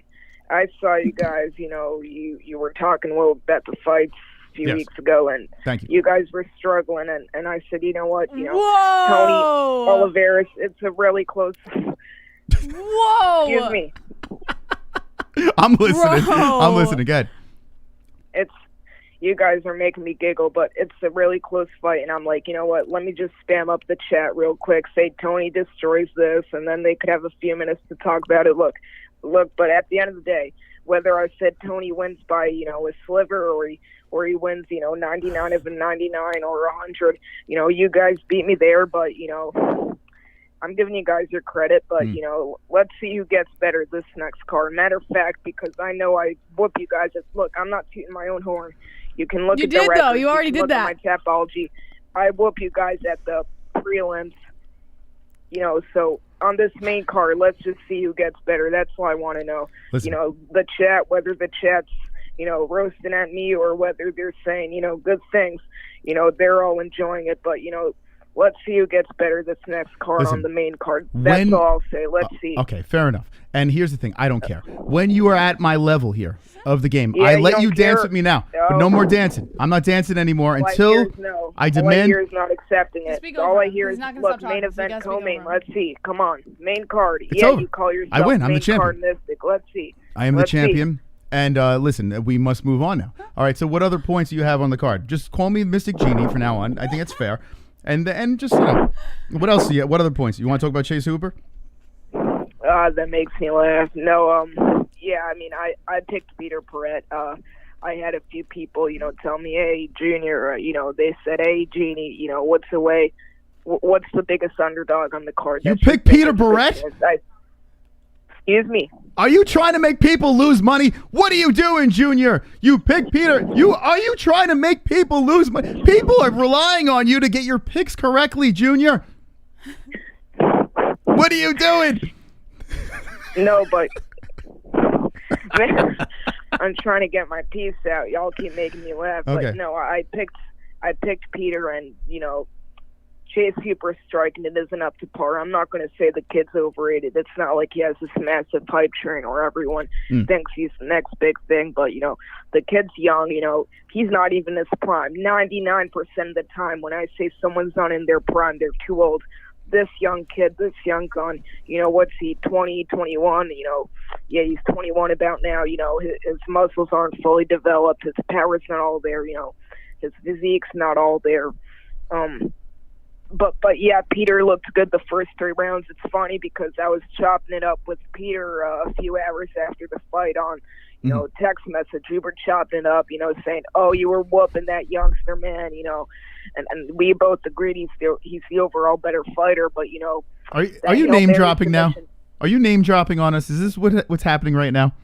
Yeah, I am. Okay, I just wanted to make sure. Okay, good. Back to what you were saying. I am, but no, I was chopping it up, and looking back, the people I told, placing money on Peter, they caught him at a plus 300, and now Peter by fight time was about plus 250. So they caught the line. They beat the line movement, and I believe the live betting odds Hooper going into that third, he was like a 7-1 dog. So yeah, looking back, yeah, I lost that fight, but for me taking the risk on that dog, I think it was a pretty good pick. Yeah. Tape study, it showed who the overall better fighter was. It's kind of like an occasion like Overeem Rosenstruik. We know who the better fighter was, but last second man. And then during Jandiroba, I also picked the dog there. I went with Jandiroba. It was a close fight. You guys know my definition of a robbery. That was not a robbery, but I did think Jandiroba got it. Thought Jandiroba got the second and third. Did you think the same or a different opinion there? Listen, honestly, all I cared about was the main and co-main. So we were watching this fight. I enjoyed the fight. I thought, I think they got it right. I do think they got it right. It was close. I think it was close. It was. But I think both girls looked really good. I like the way Dern looked. She looked trim. She looked fit, and her striking, I feel, got a lot better. I really do. I think yeah. she's You a player. saw them weigh-ins. You saw how good in the shape she was. Yeah. Yeah, Dern, she's taking this very serious. I like this. And then her striking, I'm not going to say it was beautiful, but from that Amanda Ribas fight to this most recent fight, it was a improvements. That's all I can say. I can't name it at the top of my head. Screw me for this one. Oh, play the casual soundbite. But yeah, I forgot the coach she's been working with, but she worked with the new coach, and I saw her striking improved. All right, no one cares. Okay, who's next? What other fight would you like to talk about? Oh, the main event. Okay. Flyweights, baby. You're back alive. The flyweight division is back alive, man. A few, I'm not even going to say a few years ago. I'm talking a year ago, 2019, we're saying, oh, the flyweight division's done, a year later, basically. They're back alive, man, Wow, the greatest flyweight fight in history, light heavyweight, John Jones Gustafson. There's always that one fight. Heavyweight, what can I name? I probably can't name something at the top of my head, but every weight class has that one great fight. and flyweight that didn't have that one great fight. Even until now, until last week, it had that one great fight, and it ends in a draw. I saw multiple people saying, oh, what a mistake by the judges. Brandon didn't deserve that, 1 point, or the fact that one judge gave the 5th to Moreno. Can we just congratulate both these Warriors guys? I hear YouTubers all the time dogging fighters, making making fun of their appearance, performance, and whatnot. Can we just congratulate both these Warriors putting their life on the line for us? I mean, thank you both these guys. Yes, they did. Who do you think won that fight?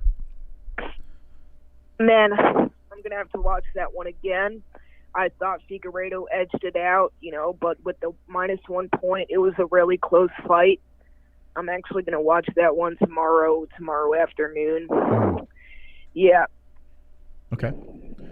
All right. Anything else? Yeah, I'm going to wrap it up quickly, but next week's card, man, you've got Jillian Robertson fighting Kyla Santos.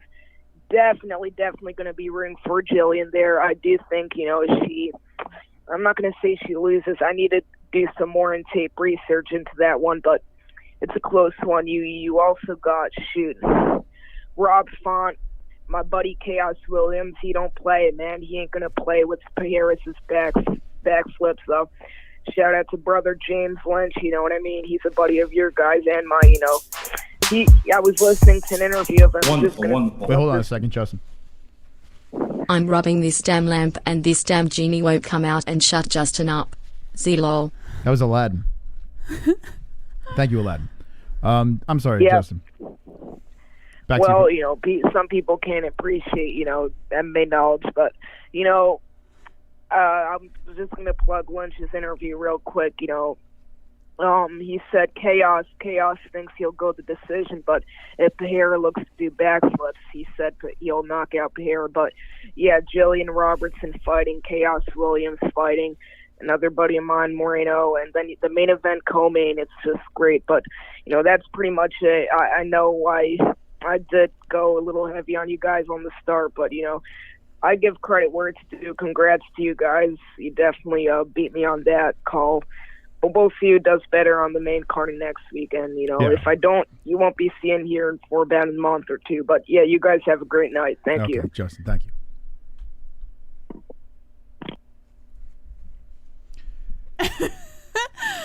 I hope he knows we're messing with him. I hope he. Yeah, understands. I don't like that he says he's gonna leave. I think he understands. I think he gets it, but he's very competitive. So yeah, don't leave. Like, here's the thing. Leave. No. No. Here's the thing. People are right sometimes. I mean, we've been wrong a million times. Like, it is what it is. But don't ever leave. Like, don't ever lose and then leave, because it looks worse to leave than it does just to take the L and move on. It takes a long time to get to this 43 years of age. It takes a lot of bumps and bruises along the way and making a lot of mistakes. But sometimes, you have an advantage with age. You have an advantage on seeing things a little outside of the box. You start to see things more focused and clear when you hit an advanced age as like myself. So me versus a 13-year-old when it comes to knowledge and true picks, of course I'm always going to win. But enough. The horse is down, Moss. You don't need to keep beating it. I just want to keep kicking that horse a little bit more. Anyway, this is a really good card this weekend. We're going to get more into it on Wednesday, but yeah, this is fire. Now, Thompson versus Neal wasn't the main event I wanted, but it's all good, man. The card's good. It's a good thing. And how about Cheeto versus Jose getting it done? Yeah, this Pereira versus Williams. My goodness. All right, let's open up those phone lines. 516-522-0267. Oh, excuse me. I'm vomiting. We're eating nachos, guys. I'm sorry. I'm very unprofessional of us. But yeah, this is literally our dinner. Unknown caller, you're live with the MMA Holes. What's your name? What's on your mind? Sissy Chrissy, what's up? How you doing? What did you say? Sissy Chrissy, is that what you said? How you doing, Kevin? Pretty good. Now, were you just excited for the knockout, or do you really think Kevin Holland could compete with Israel Adesanya? Okay, so I was very excited about that, and yes, I think he can compete. I see him getting better. I know Jesse doesn't think so, but I've seen the tools. You understand what I'm saying? When it comes to Izzy, I think he probably has some tricks, hidden when it comes to his grappling. He probably does, but I've already seen it with Kevin, right? So, yes, I think Kevin can surprise a lot of people. Kevin Holland got choked out by Brendan Allen not even a year ago. He went to a split decision with Darren Stewart, and in my opinion, got a gift against Darren Stewart. Yeah. He knocked out Jacare, who's 40 years old, coming off a year layoff. Kevin Holland, on the other hand, has been the most active UFC fighter right now. Everything was in play for an upset, and I mean, so you don't think Izzy should be a little concerned about a Kevin Holland? 6'3", guy can on the floor. He's just a disaster. He can strike, got power, long. You don't think he'd be a little bit problematic? He's going to get lit up on the feet. He's going to get leg kicked, and he's going to get lit up. He's got some weird striking and stuff, but he's not going to take him down. His jiu-jitsu is probably better, but he's not going to be able to. He doesn't have the wrestling chops to get it to the ground. So that's just he's just going to get lit up on the feet by Adesanya. So you mean to tell me a Kelvin Gastelum who took Izzy to that place, right? A Kelvin Gastelum. You're telling me that Kevin Holland can't do it? If Kelvin Gastelum can, why can't Kevin do it? Some of the best pure boxing in the sport. Yeah, Kelvin Gastelum is elite boxing. So Holland striking is trash, you're saying? It's just kind of awkward, and it's not at the level of a Gastelum or a Gastelum's a better striker than Holland, you're saying? 100%. So I just think Jacare's old. He's 40 years old. He hasn't won a fight in a while. He should retire. Junior Dos Santos, he should retire. Tony Ferguson, he should retire. It's just the changing of the guard. All these old guys are hanging around, and it's about time these fighters put them out of their misery. That's what these do. They kind of respect them. You saw Izzy Adesanya with Anderson Silva. They'll have you with this little play striking match. No, treat them like the old farts they are. Knock them out. Get them out of there. Let me ask you a question. That's how you. Let me ask you a question, because you said Tony Ferguson should retire too. Don't you think it would be good for Tony if the UFC just kind of used him as a gatekeeper for a little while? Well, for the UFC, that would be good, but for Tony Ferguson, he needs to retire. That dude's taking so much damage, and the only reason I ask is because Tony Ferguson clearly, I mean, we've discussed this before, is off his rocker, and fighting seems to be the only thing that kind of keeps him with a straight head. So I feel like if he stayed in boxing for a little while, or I mean not boxing, fighting in a little while longer, it might help him more than hurt him. No, I disagree. I'm with Kevin on this one. I don't like to call for people to retire. I know Kevin likes to do it. Kevin says everyone should retire. But I don't like to do it. But in this situation, I have to agree.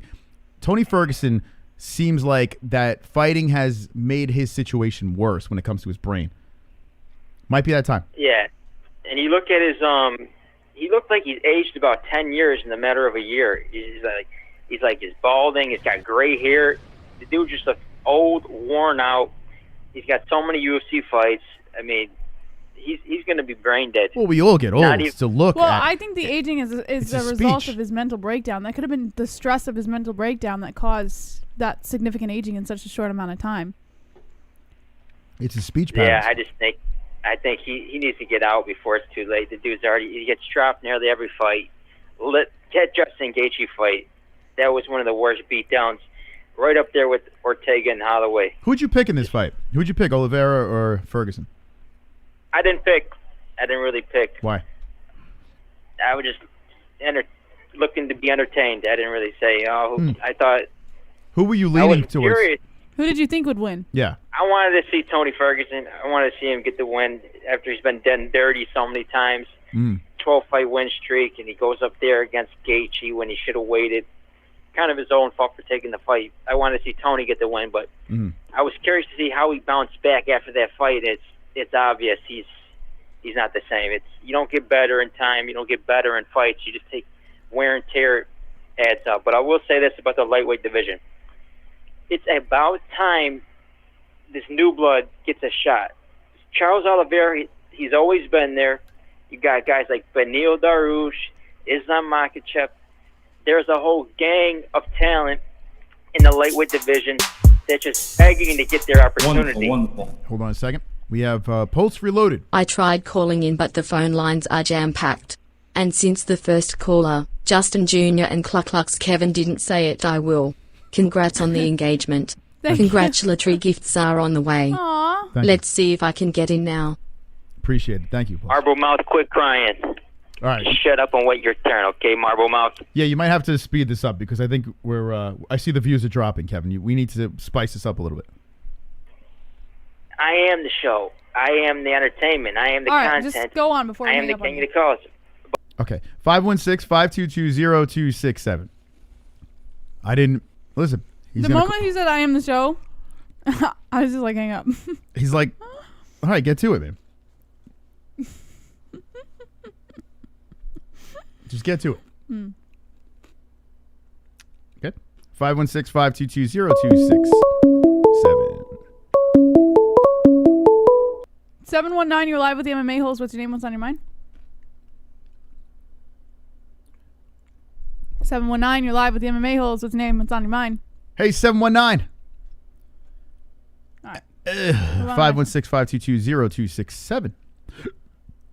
Oh, Lord. Eat some nachos here. Some Buffalo Wild Wing leftover It's nachos. our dinner. We didn't have dinner yet. Man, I didn't realize how hungry I was, but I'm pretty hungry. All right. Yeah, give us a call. Let's talk about the fights that happened this weekend. We got Justin, we got Kevin calling in, but let's get some new blood. Let's get some new faces and friends in there. I know the lines are probably tangled up because the last time there were literally like 7 people calling at the same time. We don't have a hold system, so hopefully we can get to each and every one of you. I'd love to hear what everyone has to say. 516-522-0267. All right, let's get back into that chat over here. Glad says, hell yeah, Josh Benedict. I like that. Kiwi says, Kevin from Chicago needs to retire. From Just Snowman says, new blood. Deacon says, 516-522-0267. I think everyone's calling at once because we got like 4 calls at once one time. So I think everyone's calling at the same time and it's kind of jamming up. It was literally like 7 people at once. Masson says, save us, Moss. Myself says, the N-word guy thinks he is Michael Myers. Taco Slurpees says, my Obama phone has free calls in 30 minutes. I got you. All right, we'll wait 30 minutes for you. Masson says, Bruce, Aunt Nicole, I'd call, but it's bedtime. Gotta work in the AM. 2 joints, call the show. Deacon, Kevin is gay, but a nice guy. Scott Schendel says, congrats on the engagement. Thank you, Scott. Shoe Nice says, puff, puff, pass. Myself says, Khamzat fights all the time. Now Dana won't let him fight. It's crazy, right? Jerry Sandusky says, hi, guys. What's up, Jerry Sandusky? Oh, it's Big Jerry. Yeah. Good old Jerry there. There he is. Jerry Sandusky. From Chicago, but acts like a rich boy, says Moronic Emergency. Well, there's rich parts of Chicago. Wonderful. There's actually like really nice parts of Chicago. Yeah, are the lines that tangled up? All right, we'll get into another story until they clear up. Excuse me. Yeah, the number is 516-522. Maybe open a new phone line? 7. No, I think it's literally. So when. There we go. Yeah, here they all come. Unknown caller, you're live with the MMA holes. What's your name? What's on your mind? Kevin from Chicago lost his crown. Justin Genie Jr. is the new phone moocher. And that's all I have to say about that. Thank you. And I think that they should maybe have Jake Paul call out Amanda Nunes. That's all. Goodbye. That was D-Rest. See, quick and to the point. 516-522-0267. Before you open the phone lines again, I have to acknowledge this Mike 808 guy in the chat because he thinks that we're just like speaking off like the fucking tops of our heads and random facts are being thrown out there. What? He says that. Well, let me read before I quote him. He says, very tacky, continuously speaking on behalf of Tony's mental state based off of promos, clips, interviews. That's not what's happening, my friend. Multiple times we have covered stories on Tony Ferguson from actual sources and actual facts, including ARIEL HELWANI from ESPN, that Tony Ferguson did in fact have a mental breakdown. He has mental illness. What rock do you live under? He was going through treatment for schizophrenia. He did end up, kidnapping his son. He thought his son was Jesus. He was running around with a knife. Like what? He was terrified that people had put cameras and these listening devices in his house. Like, these are all things that actually happened. And then he was medicated. It actually happened. And if you don't believe me, you can feel free to look it up yourself. I'm sure you'll find it anywhere. Like, these are not just clips and interviews and, oh, we see him off as rocker, so he must be crazy. No, this is stuff that actually happened. So for you to come in here and be like, oh, it's tacky of you to do that. You guys are casuals. You're the... No. I think you're the casual because you're not doing your research on this fighter that you supposedly love. There are people out there that are ride or die. There are MMA fans that no matter what will stick to their champ, stick to their fighter, stick to anything. You know, and I appreciate that. But when you're trying to throw facts out there and you're completely wrong, you're an asshole. And don't be an a-hole. Be an MMA hole.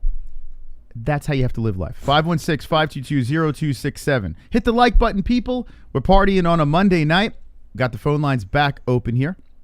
And myself, I'll have to look up that bipolar part. I don't know about the bipolar. I know for a fact that schizophrenia was mentioned in his whole mental state thing. But I don't know about the bipolar. But I can always look it up, just like anybody else could. And by no means do we want Tony Ferguson to retire or any fighter to retire. But you start getting all the signs start adding up, and you're like, man, you know, maybe this is not helping him in any way. You know, this is his livelihood. So you know, what else can he do? That's the scary part, you know. But he's gonna have to start thinking soon because he is pushing 40 years old, and his speech patterns are literally falling apart in front of us. 832, you're live with the MMA Holes. What's the name? What's on your mind? Finally, what's up, y'all? Hey, Pulse, how you doing? Hey, it's Pulse. We haven't heard from you in a minute. I know, it's been a little while. Firstly, congratulations on the engagement. Well, thank you. Thank you very much. Oh, you're welcome. Man, I had a whole bunch of things to say, but I kind of forgot them all. I don't know what it is. Maybe it's the weed. But anyway, congratulations. Like I said, gifts are coming. Oh, yes. Jandy Roba. The chick Jandy Roba. I think she should give it up. She should give cage fighting up. Do you know what I think she should do instead? Oh boy. What? Yeah, no, I think she should be a babysitter. You know why? Scare the children? No. She can like while they're playing on the playground, she can keep an eye on all sides of the playground at once. Come on, Pulse. Come on. There you go. Thank you, Pulse. You're welcome. Later. All right. Okay. She can keep an eye on all the kids. We haven't heard from him in so long, and that's all we got from him. All the kids at the same time. It's not a bad, you know, it could work. She's only 32 years old, for God's sakes. I mean, jeez. Can't call for her to retire. That's crazy. Unknown caller, you're live with the MMA Holes. What's your name? What's on your mind? Yo. Holy shitballs. What? Is that drunk? Is this Drunk Savage? Who else would be? What the hell is going on, motherfucker? You really don't want to know. Well, it sounds sexy. Drunk? So, yeah. Who y'all think should be a fighter of the year? It should be Figueiredo or Holland? Oh my goodness, that's a tough question. I want to say Holland. He fought 5 times, but Figueiredo has literally. Oh God, you know what? Oh shit, that's such a tough question. What do you think? The only thing I could say against Figueiredo is he missed weight during his first title fight. The problem is he's doing it at the title spot, and he's literally saving the flyweights, you know. And Kevin Holland is like making things interesting. He's getting bonuses. He fought 5 times this year. Great finishes, highlight reel stuff. Oh God, I honestly, it's a toss up. What do you think? I don't know. That's really tough. You really stumped us. It's a great question. You asshole. Man. But yeah, he's got a fucking win over Buckley. I believe it's a finish. Yeah, he knocked him out. He did. And Buckley is like stone. He's made of steel and stone, and he put him out. Man, who do I want to give it to? God, that's a tough question. You know what? See, all right. So since the last fight was a draw, I think that's where you would just give it to Holland. You know, because at least it's convincing. Although I do believe Figueiredo won that fight. I guess I'm just yeah, gonna but go. that was a fight of the year, arguably. Yeah. Come on. But that you need 2 for a fight of the year. You know what I'm saying? So he can get an award for and fight of the year. Fuck that fucking ref for taking away a point. If he didn't take away that point, Figueiredo would have won it. Yes, but it really came down to that judge in the final round. At the end, though, Which is crazy. It did work out perfectly because we are getting a second fight, and that is a fight that I would watch 100% again. But Figueiredo shouldn't have to fight him again because he really did win that fight. Moreno showed some fucking toughness in that fight, and I think he can come back and show an even better version of himself. Yeah, that fight kind of reminded me of like Hendo and Shogun, the first one. Mm-hmm. Yeah, I mean, yeah, I guess I could see the similarities. I guess I could see it. The problem is, like, I can't wrap my head around that judge in the 5th round. I don't know what that gave it to Moreno? or he or she was looking at. Yeah, I don't get that clearly was Figueiredo. So it doesn't make any sense. Like, it should have never even came down to the Adelaide point. Bird. It's crazy. That fucking bitch. But yeah, we do get the fight again, so I guess that's good. Yeah, because, you know, he would just smash Cody. I don't care what anyone says. You know, I mean, you could make a good argument now. You really could. Cody depleted with his chin is, you know, suspect. It's a very good argument. But I'd rather, I do like him fighting guys in his weight class now. I don't need the Cody Garbrandt anymore. Like, Figueiredo does it for me already. Yeah, dude. I mean, everyone said, like, Cejudo saved flyweight, but I think that fight Saturday, that's what truly saved flyweight. That made me interested in the division again. Henry Cejudo saved flyweight and then turned his back on it. He did, like, I mean, I understand he's got to do what's right for himself, but he legit turned his back on flyweight. And honestly, Figueiredo's the guy. It's not Cejudo. It is Figueiredo. He makes everyone excited about the weight class. Makes everyone believe that, hey, 125ers can bang. Yeah, definitely. I mean, he's gonna save that division. Always the champion. So he's making me interested in it again. You know, before that, it was like, I didn't really care too much about flyweight, but his performances, man, especially when he saw fucking Joey Benavidez, so that made me interested in flyweight again. What are you sipping on, man? How much have you had today? I've been drinking since about 6:30, so yeah, I'm a little drunk. Wow, 6:30. That is an early start. Yeah, I'm surprised I made this far, to be honest with you. I had to slap myself a few times. Impressive. This is an impressive performance by you. I'm proud. You know, when you come in at this stage of the game and you are still able to perform, it's something that not many of us can do. Yeah. It's like getting it up. You know, when you're completely drunk, no whiskey dick for Drunk Savage. He is rock hard during this call. Yeah, I've had whiskey dick, but it's never been like completely useless. You know what I mean? I know. I've always been able to get up, but it's like never 100%. You know? Yeah. Drunk Savage, you sound like the son from Breaking Bad, Walt Jr. Oh, fuck you. You sound like you have cerebral palsy, Drunk. How do you feel about this? I'm just saying, like, it's that far. God. You sound like Walt Jr. I'm not Walt Jr. Walt Jr. That, Jesse, that might have been the fun. You are a true comedian, Jesse. That was fan. Because I said one funny That thing. was, you know what, Jesse? The first time I ever said something That funny. might have been the funniest thing you've ever said. That was great. Genuine laugh. Get loud, MMA holes in the crowd. Walt Jr. Come on, get loud, MMA holes in the crowd. Got MMA holes in the crowd. MMA holes in the crowd. That's great. MMA holes in the crowd. All right, so this is from Gabriel. Tony may be done, but respect a former champion. When you see him, he went 12-0. Nobody can tell me he wasn't a real champ. But I agree he might be done. Mental illness sucks. Yeah. Congrats on the engagement. I love you all. Smiling face with hearts. Thank you. Thank you. Thank you, Gabriel. Fair. Yeah, I'll touch on Tony in a minute, but first, I want to congratulate you all on the engagement. Moss, you fucking took your sweet time. What do you the engagement? Well, listen. Yeah, you should have done this like at least a year ago. Yes, I agree. I guess you had to wait till the there was a baby inside the BH. Yeah. He had to make sure he wanted to make the mistake again, to be honest. Yeah, I did dance. I did do this dance once before. So, like, listen, Jessie was it from the beginning. There was not a doubt in my mind. I wouldn't put a baby in her if I didn't think so.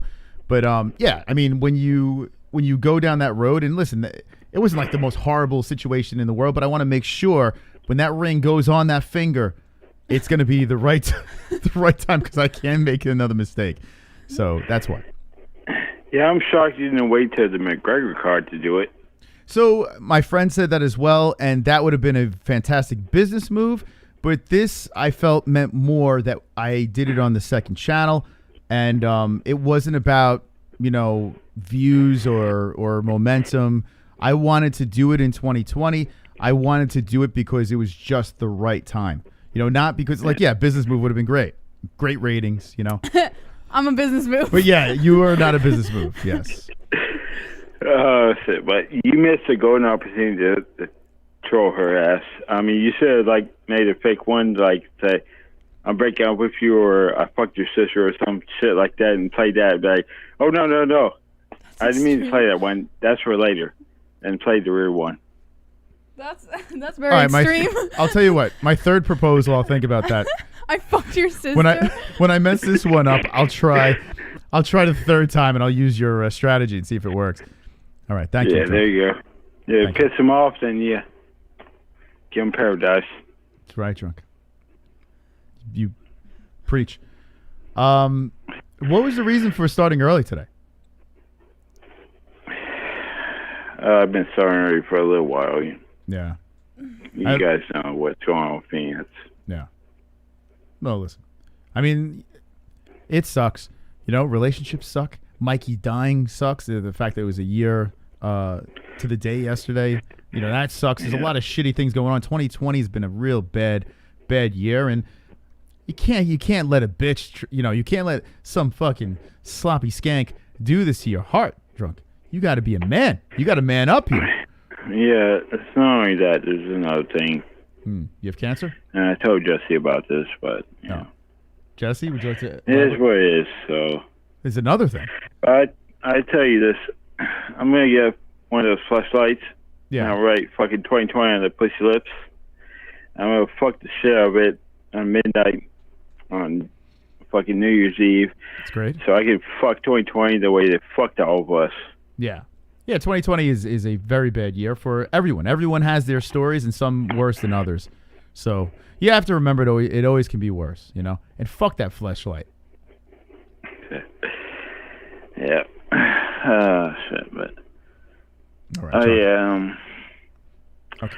Look, I might be in some financial situations here in a minute, and yeah, I might not be able to donate to you guys. I mean, I might get here and there, but don't donate, dude. Yeah, you don't it's not gonna be. Don't donate. It's not gonna be like it was. Sorry, guys. No more donations. Seriously, please, just get yourself together, for God's sake. No. Okay, good. Yeah, I can hit you up here and there, but just for the next couple months. Okay, Drunk. Listen. There's nothing that I can't handle, Yeah. But. All right. Yeah. Spend it on prostitutes. When and it not comes on to when it comes to donations, dude, don't even like we've said before, we've never made an obligation for anybody to donate. It helps. It's a fan funded show, but it is not a requirement. It's not an obligation. Just coming here, dropping a like. The fact that you called is great. Don't spend your money. Well, would you please tell that to fucking RX? Cause we did. We told him. He's thinking you go, Mike Garbers, who don't care about anybody but yourself. Yeah, no, RX is good now. We had a conversation with him. RX is not even near anything of a problem to us. All right, I know he's a good kid at heart, but he sucks so much trauma, and I had to fucking block him on Twitter and shit. Wow. Wonderful. Hold on a second. It was a toxic relationship you had. I couldn't be wrong, but I think from a subconscious viewpoint, you wanted to do the engagement on Michael's anniversary. So, no, he did it the day before. I wouldn't do it on his anniversary. Although, it was almost midnight, right? It was almost midnight, but was it technically? For some people, it was midnight. Oh, yeah, in East Coast. For us, it was not midnight. Not for us, no.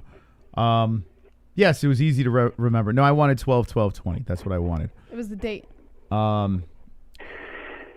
Yeah, I gotta say, man, I came very close to turning off the stream after the Ferguson fight because, you know, it kind of depressed me, you know.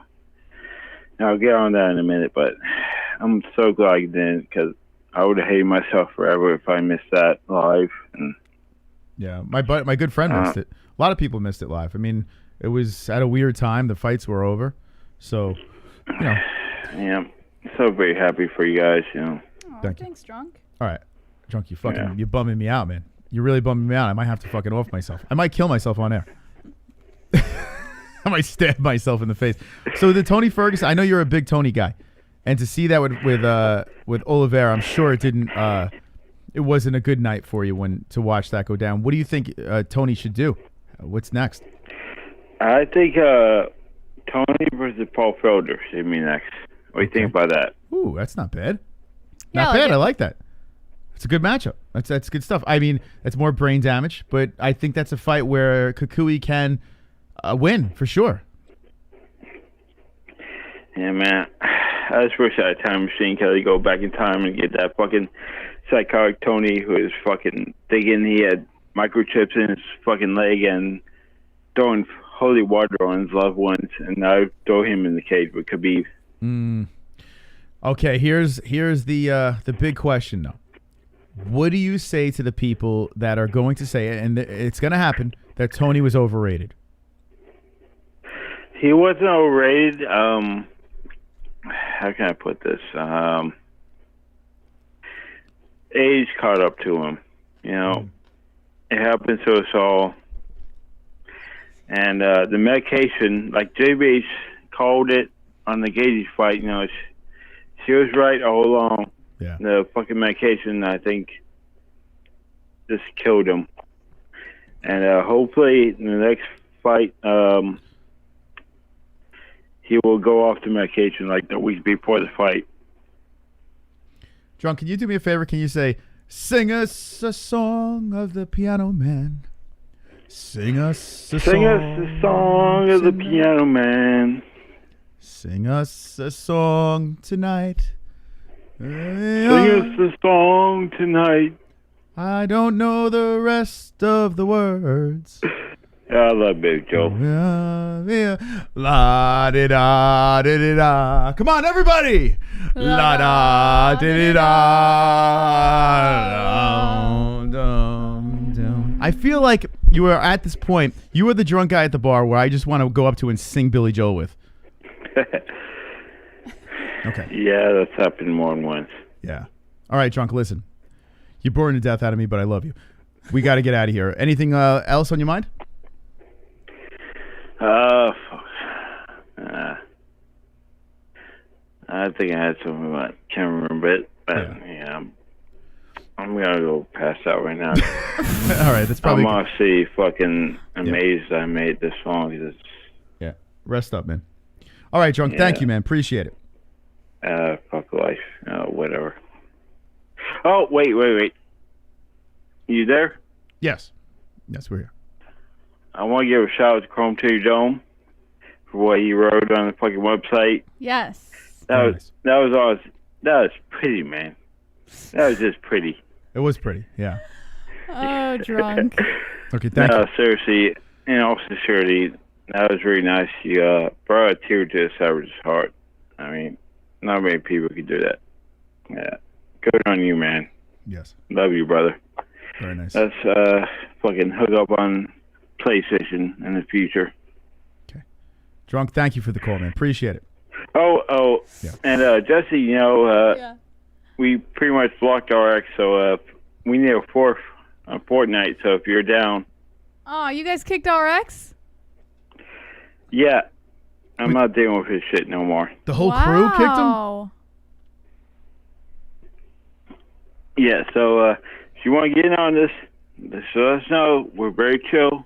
Just crack jokes. Yeah, she's not going to do that. Talk to me. I'm just going to answer for... I'm pretty positive that... I do appreciate the invite, but I probably will not be doing that. That's probably the furthest thing that she's going to be doing. But thank you, drunk, man. Appreciate it. Listen, be good out there. No, you're always welcome. Very kind of you. All right. Thank you, drunk. All right. Have a great day. Yeah. Later, Thomas. All right. So why did they kick RX? I don't care. To be honest, listen, that's their thing. Like, whatever they got to do on their own time, that's fine. That's fascinating to me. I am out. I am out. I'd like to know what happened. I don't care. I don't want to be involved in that. Let them. It will handle itself, right? Yeah. 516-522-0267. That was the Drunk Savage. It was nice to hear his voice, man. Yeah. Hopefully he feels better. You know, I really do. 864. You're live with the MMA holes. What's your name? What's on your mind? Yo, it's Jeremiah. What's up, Jeremiah? What up, Jeremiah? How are you folks doing? Wonderful. How are you? Hello? You hear me? Jeremiah? Uh-oh. I think he muted. He's out? Did you mute yourself, Jeremiah? Check your phone. I think we lost him. Oh, I'm sorry, Jeremiah. Yeah, it's still, the call's still going. Yeah, the call's still on. That sucks, man. I would like to talk to him. Aww. All right, try to call back, Jeremiah. 516-522-0267. That sucks. We haven't heard from Jeremiah in a while. Yeah.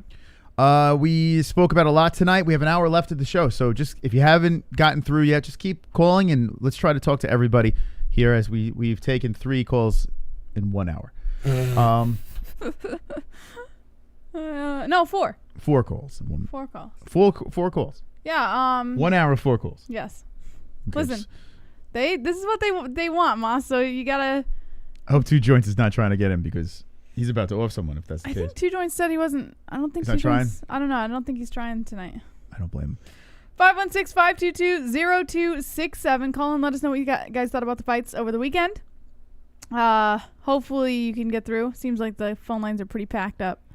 Yeah, and that whole Jake Paul situation, I'd love to hear what you think about that. He went ham on Conor, and Dana White, he went full heel. Jeremiah says he's calling. Yeah, it's probably backed up. I have a feeling it's glitching out because there's so many people calling, so just keep trying. Yeah, I am sorry for the technical difficulties.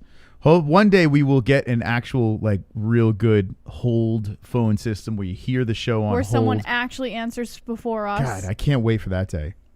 We have to, if anyone knows of a system that we can use that can do that, that'd be great. Okay, here we go. It's coming through. People are coming through. 303, you're live with the MMA holes. What's the name? What's on your mind? Wonderful. Hey, this is Kevin. I'm a first-time caller. What's up, Kevin? I just have a few questions for you guys. Yes. Regarding Yoel Romero, do you think in the next year or two, do you think he's going to possibly be the next lightweight heavyweight champion of Bellator? Very good chance. Very good chance. But he has a difficult road. He is getting older, and there's a nasty name that's sitting over there on the throne. So it's going to be, I can't say it's a lock. Not impossible. But it's not impossible, yes. Yeah, I mean, because like he's something special. But I mean, him coming over, it's going to be a different competition, fighting different kind of fighters. 100%. You know what? Here's what I think is going to happen. I think because Yoel Romero kind of had, like, he was kind of going on a slippery slope in the UFC, and then the UFC cut him before he could finish off his 3 fights in his contract. I think he's going to want to go into Bellator being able to prove that he's not on a slippery slope. He's going to want to go in there and be like, I don't know why the UFC cut me. That, you know, like, I'm a good fighter. I think that's exactly what he's going to try and do. So I think he's going to come in here guns blazing. I really don't think we're going to see a bad debut from him. Yeah, I hope he's feisty and fiery. I really hope we see that. Yeah, I still think he's got a lot of fight in him. Yeah, 100%. I'm going to miss him in the UFC. I really am. But who knows? Maybe this is a good business move. He'll make some cash. Maybe he'll get a belt over there. Maybe he'll grab the gold. So I like it. I think it's a good move for Bellator. Yeah. I wanted to talk about Conor, his next fight with Dustin. You know, what is the percentage of people that rematch that have won the first time that they win the second time also? Oh, wow. I mean, I don't know the percentage offhand, but I would imagine it's pretty good. I'm guessing. I would imagine it's pretty good. What do you think, Jess? I mean, I wish I knew the percentage. That's a good question. Yeah, I would think it's all right. What do you think? I have no freaking idea, but I'm assuming it's good in rematches. From what I can recall, most of the time, if you have the W over your opponent, they're saying 23.7% in the chat. Yeah, I don't know. I honestly don't know. No, yeah, like I said, I like Conor's chances because he's beat Dustin at a different weight class, but he still has, you know, he's basically going to have the same strategy, and now he's just, mentally tougher and stronger now. Mm-hmm. It also depends on where they are in their careers too. Dustin he's kind of hit his stride. Like he looks good. Other than the Khabib situation, Dustin looks great at 155. So I mean, you can make a good argument that Dustin wins the rematch. He looks healthy at 155. He's got the cardio. He does have jits. His boxing is on point. You can see him adjusting what he, and he's not going to be. I mean, I would like to think that he's not going to go in there and be all emotional like he says. But who knows, man? He could see Conor in the cage and that all those emotions could come back the night of, and his game plan completely falls apart. It's possible. Yeah. Yeah, I think this time around, I think Conor's going to be different, I guess, with the kind of psychological warfare. Mm-hmm. Because I think recently, because he got with Tony Robbins, so I think he's going to be more kind of like respectful, but I think he's going to go in there and just tear it up. Mm-hmm. Yeah, I'm hoping you're right. I think he's going to get the dub, too, so I'm kind of with you. Yeah. Okay, thank you.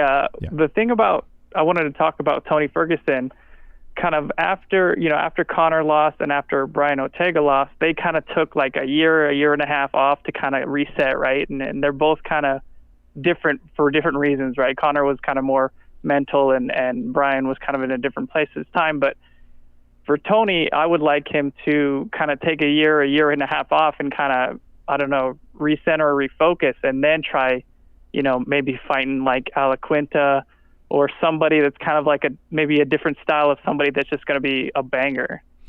Well, there are a couple of things he can do. Maybe perhaps go up to 170. Not put his body through that cut. He fought at 170 before. He does walk around very heavy. So maybe go up to 170. Maybe take a little break, like you say, and fight guys that are not the top guys right yet. Like maybe top 10 guys instead, and just and do the RDA approach where you could rattle off a couple of wins and maybe rejuvenate yourself over there. Might be something to think about. But personally, I don't like to call for someone to retire. In this situation, it scares me. Every time this man is interviewed, I feel that this guy is just not there mentally. I feel like he's completely removed from reality.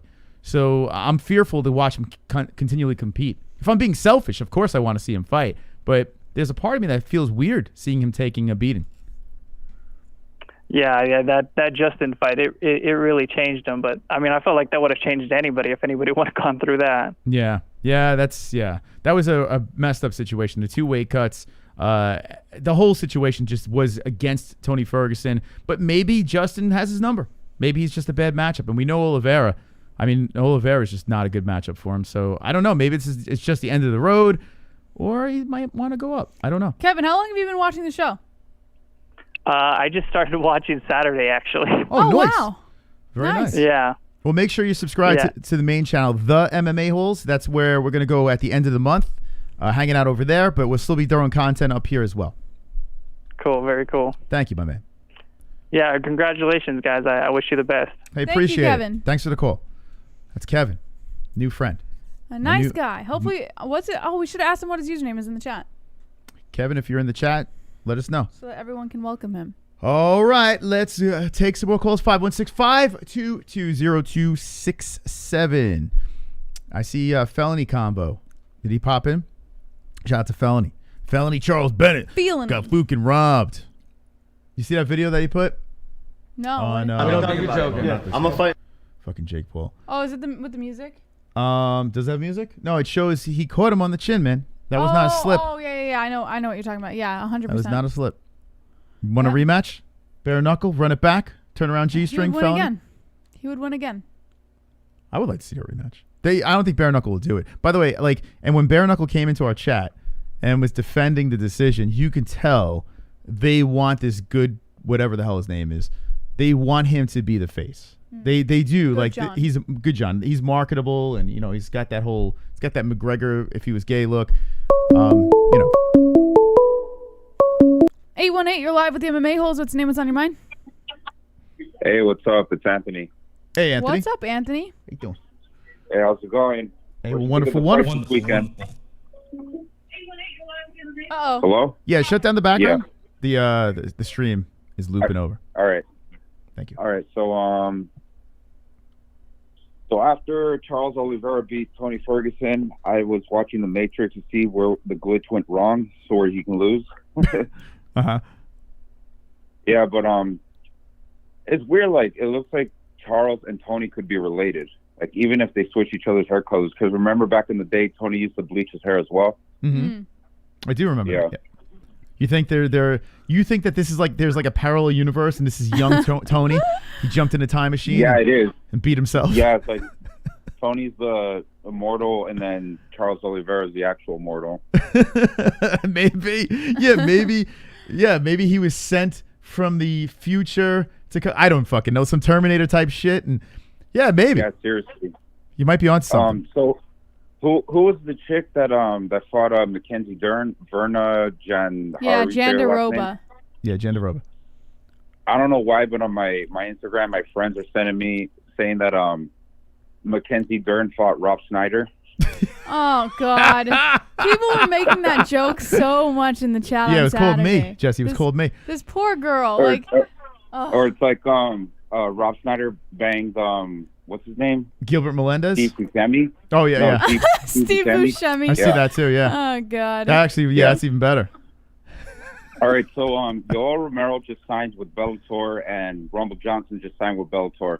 How crazy would it be if they fought each other light heavyweight main event? Oh, it'd be amazing. That's what I'm saying, man. When Moss asked what I would want to see for his debut, I understand why people would want to see someone like maybe like Corey Anderson or Moss wanting to see what's his face. Yeah. But honestly, Rumble Johnson's it. That is the fight I want to see. But Jesse, you can't do that first. Why? You just can't do that. No, that has to be first. That has to be Why? first. Right Such away. a great fight. Why do you? That would be number one. That would be super high numbers. That'd be higher than Fedor versus Ryan Bader. But don't you think you blow your load too quick? You know what I'm saying? But here's the thing. Rumble Johnson coming in, the news of Rumble Johnson coming into Bellator happened literally shortly before Yoel Romero was announced. So it would be the perfect debut fight for both of them if you think about it. What Bellator really should do is throw one of their no-name cans at both guys, let them win in Bellator, especially because you have to realize this. What especially better Rumble way Johnson. to introduce them both into the But the when was Bellator? the last time Rumble competed in the octagon when it comes to mixed martial arts? He's grappled. But when has he competed? It's been a while. He fought what is it, DC about 3 years ago? Yeah. 3 years ago. So yeah, you need to kind of dust off the cobwebs. You don't throw him in there with Yoel right off the bat. And Yoel Romero, coming from the UFC, yeah, I mean, he's 40-something, 41, 42 years old, right? Yeah. You don't want him to wait too long, but at the same time, throw a can in front of him or some shit like that. Nah, I think it's the perfect introduction to Bellator for both of them. Just completely ruin the two guys, So the here's two the big thing. names. I get what you're saying, build them up, build the enticement, but you have to remember both guys need an introduction, right? Yeah, So Yeah. what better way than to put them against each other? Listen. I mean, Rumble Johnson fought for the title twice, and Yoel fought for the title 4 times, and he won one of them, but he could have got an interim belt, but he didn't make weight when he knocked out Luke Rockhold. Mm-hmm. Yeah, listen, I see what you're saying, and would I watch that fight? Of course. I'd be incredibly excited about watching those two compete, and I feel they will compete. I just think this is a business move, and if you put them on different cards, now you're getting more eyeballs to different events. If you put them on the same card, you get a lot of eyeballs, but then you kind of overload on one side, and then you have a drop in the next event. But if you put them back to back, different events, and you're like, oh man, I want to see this one fight that one, it's just a better strategy because when they do meet, then you're really going to get the ratings, you know? Yeah, but the thing with me is, okay, so Yoel is what, 4? He's one out of his last 5. He's won. Right. Rumble Johnson hasn't fought in a long time, and then the whole rumor is the reason why he didn't want to go with UFC is because they have stricter drug testing, and we all saw Rumble when he wasn't fighting. He got bodybuilder huge, and of course it's going to be, the drug testing is going to be more lax than Bellator, so he'll be able to do stuff and not get caught. Wink, wink.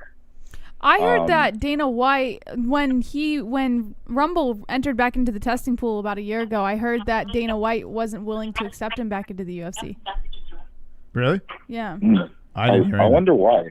Yeah, I don't know the full story behind it. I just know I heard or I read somewhere here. Let me see if I can pull it up for you. Hold on. Yeah, I don't know what the deal with that is, but yeah, you got Rumble, who can, he can play around and play with some supplements. You got Yoel Romero, who already got busted, but he won because they didn't say what was in the ingredients, so Yoel apparently won that lawsuit. I feel they're gonna dabble into a little extra stuff that you can't do at USADA and knock yourself out. But I don't know. Who cares? Anyway, anything else on your mind? Let's see. Who else? Congratulations for Cub Swanson finally getting a win. A lot of people forgot he beat Kronz Gracie, and he gave Kronz Gracie his first L. And what some people don't know is Cub Swanson and Kronz Gracie, they had a jiu-jitsu match like 10 years ago. So it was like that was a revenge fight for Cub Swanson because he wanted to win. And then we all know about a year ago he tore his knee in submission grappling. He was out for about a year, and now he bounced back, and he was very emotional in the win and all that stuff. So I was actually thinking because Dana White was talking about how they're going to cut a lot of fighters soon. Yeah. It's not going to be a happy Christmas or New Year's for a lot of people in 2021. And I was already thinking if Cub didn't win this, they're probably going to cut him. And there's a few people I think they might cut. They might cut him, Clay Guida, Michael Johnson, Stephen Thompson. There's a few people that have been in the bracket for decades, and they haven't even come close to title eliminator, or never fought for the title, or maybe fought for the title once. And to be honest, it's about time that they start cutting people, because they're just there. As the way I see it is, they're just there to get a paycheck. They're not really, if they're not showing wins or getting bonuses, then they're of course they have to entertain. Cowboy is, if you look at his record, he's like half win, half loss. He's always a 1-1 back and forth all the time. But the reason why the UFC's keep him for so long is because he always wants to fight, and he's an entertaining fighter. So but after his last performance, I don't think they'll keep him for that long. He's even saying himself that he has maybe one fight left, and that'll be it for him. Yeah, I can see that. Yeah, I'm falling asleep. Thank you for the call, man. Appreciate it. All right, it's too much. Come on, sometimes you're so rude. There's a lot going on there. By the way, some really good points. He did, but he was losing me. Very rude. 516-522-02. I was literally falling asleep. Maybe I'm just tired. I don't know. But you let Justin and Kevin ramble on for 20 minutes. They caught me when I was more awake. Unknown caller, you're live with the MMA-HOLES. What's your name? What's on your mind? Hey, it's me, D-Rest. Listen, that phone call thing you're thinking of, that's called phone stacking, where they put all the calls coming in go into a queue, and then they get put to you like, first come, first serve, and it's all phone stacking. That's what you're looking for. Yeah. Do you know a company that does something like that? Yeah. Talk Route is a company. You might want to look into it. It's called phone stacking. That's what it's called. D-Rest, every time I talk to you, it sounds like you're getting strangled. Why do you sound like it sounds like someone's wrapped their hands around your neck and you're struggling to talk? What's going on here? I don't know. I'm tired. What is the company called? I don't know. It sounds like someone's strangling you or something. All right. It's called all Talk Route. But you have to pay for it. Okay, it's called Talk Route. Okay, so Jesse pulled it up. That's just one company. There might be more. Okay. But it's called phone stacking. They put the calls in the queue, and then they release the calls. Whoever called first, and so that's what you're looking for. Got you. All right. Appreciate it. Yeah, we're gonna look into that. Yeah. Thank you. All right. That's D-Rest. So you can do it looks like a 7-day free trial. But it is a subscription thing. And can they hear, I want them to hear the show. So you get a business hold. phone number. All right, we got to look into that. We need good phone lines. 516-522-0267. Thank you. And by the way, the other caller was good. It was just getting to the point. They have call stacking. No more busy signals when receiving multiple calls at once. That's good. Call stacking. Yeah, we need that. That helps. That helps. All right, give us a ring. Let us know what's on your mind. I know a lot of people are trying to get in. I apologize. Our phone system is very primitive. We have Google Hangouts as our phone system, so It worked in the beginning, but now that we're a little I was going to say that Anthony guy who called before you freaking hung up on him, Moss. Yeah. I had the article. All right, say it what the story is. You can say it. Oh, shit. I lost it. Anyways, I had the article up. It was MMA Junkie, Anthony, if you want to look it up. And the title was Dana White coy on Anthony Rumble Johnson's move to Bellator or some shit like that.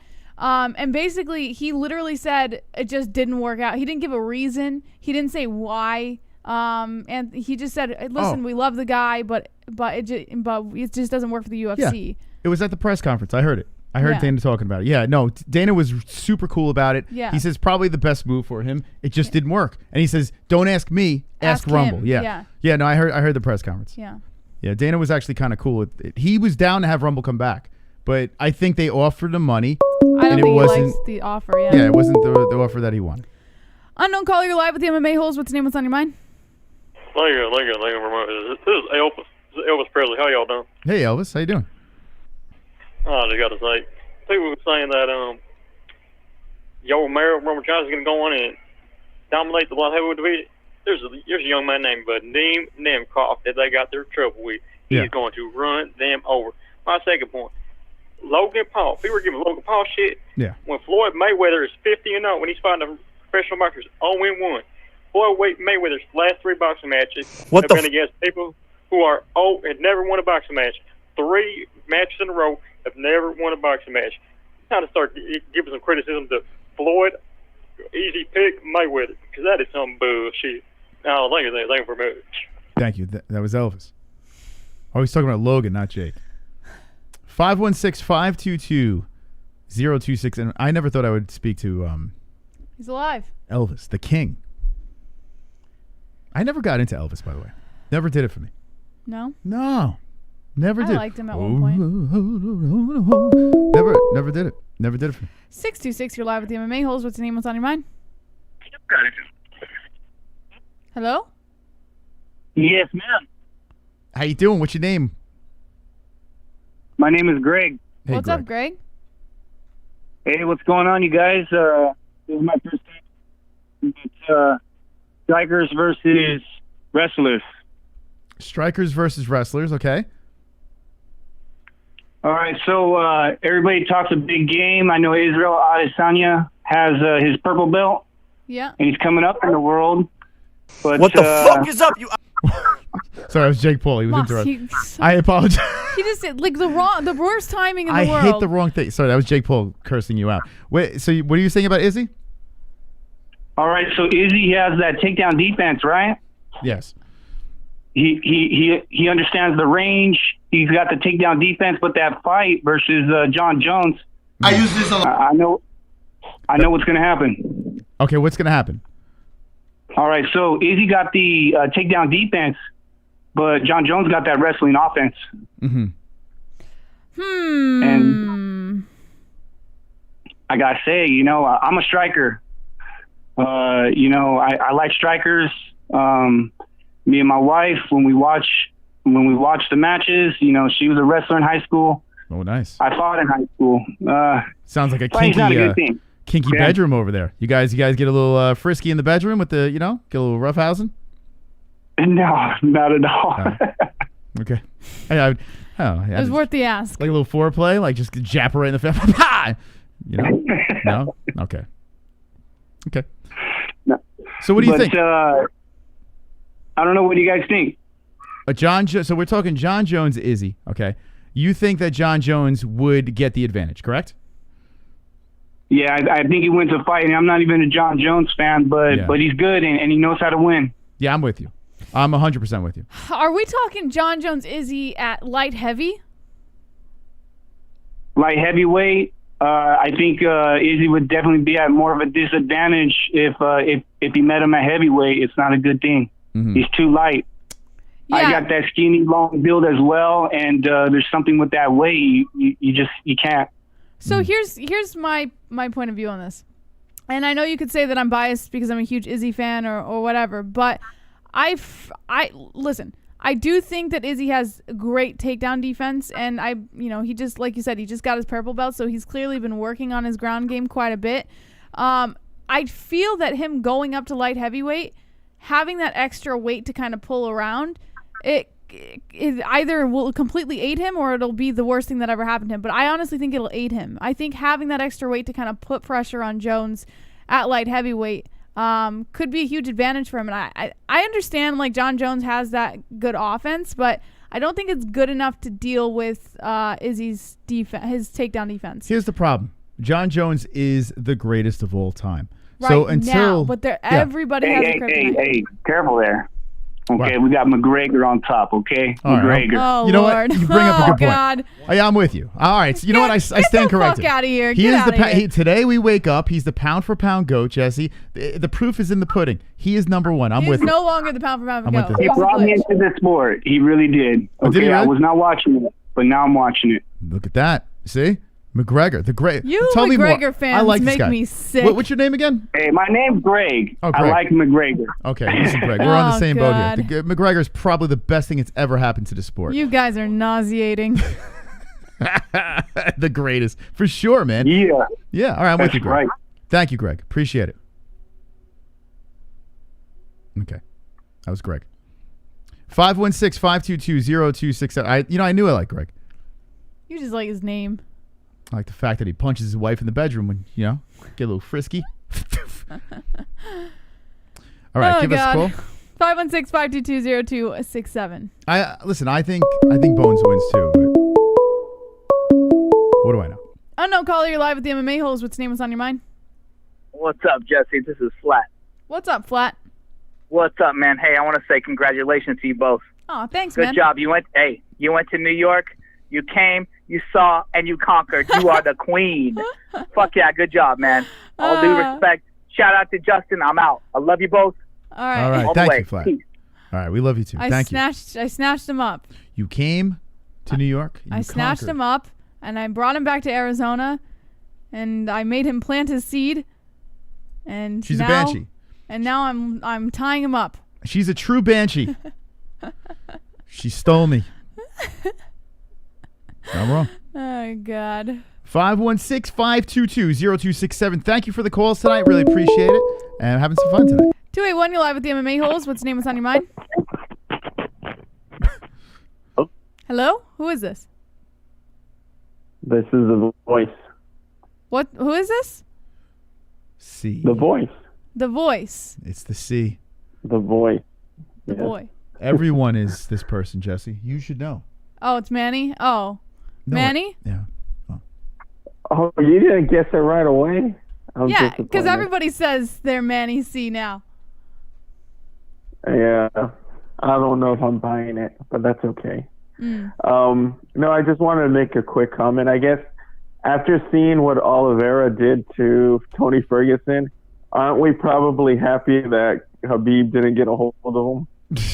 Yeah. I tell you what, it's easy for us to say this, but that was the first thing that ran through my head. I was like, oh my God, could you imagine? Do you think, though, that if Khabib got a hold of Ferguson a couple years ago when Ferguson was still El Kukui, that there would have been a better competition? He smashes him. Khabib always smashes him. I was on the Tony train, but now I am logical, and I realize that Khabib is just on another level. He is. He is, Moss. Yeah, because, the whole idea of Tony making it an interesting fight with Khabib was that Tony was going to, make some, magical jiu-jitsu from the bottom and use his elbows and punch and, was going to be but, I mean, we saw with Oliveira. Oliveira took him down at will, out jiu-jitsu him. Can you imagine if it's a wrestler that, like Khabib, just, I mean, it would have been a massacre. It would have ended in the early second round. It would have just been a beating. I think the gods of MMA showed us why they didn't want that fight to happen. It reminded me of when I play with my nephew. I pin the kid to the ground, and I just control him there. I'm like, there's nothing you can do. I'm way more powerful and bigger than you at this stage of the game. That's what it reminded. It reminded me of an adult pinning a kid down. Like Tony was just there was nothing he could do. Yeah. Charles just owned him on the mat. It was crazy, absolutely crazy. Does he move up or does he move down in weight, Manny, or does he go to Bellator? Why is your voice so deep today, Manny? Puberty. It's a long story. Yeah. I was actually. Nah, I probably can't share the story. Anyway, Share it. I want to know. We must know now. No. We must know. Anyway, so Bella, does he go up or down in weight? I think, like I said before, listen, ultimately Tony should be thinking about what's next and, maybe outside of MMA. That's what I think. But if he does continue, I would like to see him go back up to welterweight, maybe have a more healthy cut, fight more at a natural weight. I think he walks around at 200 pounds. So, I mean, he still has to cut to hit welter. Do it like RDA did. Bang out a couple of wins over there. And if you do get a couple wins, you can be thrown in the mix there too. He's not going to win a belt at welterweight either. I don't see it happening. But who knows? Maybe he is a healthier fighter and that maybe he can ride off on a high note. I don't know. Yeah, no. It was just concerning to see him just get manhandled. It was pretty sad. I think he needs to either move up or down in weight or hang him up because he looks bad. Now back to why Manny's voice is so deep. What happened, Manny? Oh no, it was just I was just screaming at my brother and I. We get into fights, and so you guys. Can you imagine me getting mad? No, we're just talking sports, and we get really loud, and we talk for a long time. So my voice I didn't realize it was hoarse today. So there was a disagreement. There was a sport. What sport were you arguing about? Oh, we're talking MMA. So we're screaming at each other like, you don't know what you're talking about. No, you. So what was his opinion? What was his opinion? What was yours? I think we were talking about who won the Figueiredo and Moreno fight. Okay. And I thought Figueiredo won, but with the point that completely changed the fight. Mm-hmm. I think the draw was just. Yeah. All right. So you thought the draw was justifiable, and what did he think? Well, he thought Moreno won the fight, and I'm like, no, Figueiredo was winning the fight. Okay. If you don't count that point, Figueiredo was winning the fight, I think. Yeah, your brother won the fight. Should be ashamed of himself. He should be telling him. That's what I feel. Yes, tell him you were right. Tell him to watch this right now and listen to Moss. Listen, Manny C's brother, you should be ashamed of yourself for making your brother lose his voice over such a ridiculous conversation. Moreno lost that fight. Even though he looked good, he lost that fight. So you should apologize to him. Okay, thank you. That took care of it. That's right. Moreno wins the rematch, though. I'm telling you. All right, Manny, get out of here. That's it. I hung on. I can't take this. I'm telling you. I can't take this. There's no way. 516-522-0267. No way. Yeah, Moreno does. So, you have to remember, what? He knows what he did wrong in the fight now, so he's going to fix and perfect those things, and he already knows what to expect from Figgy the second time around. Was in the hospital for food poisoning and still beat him. He still beat him.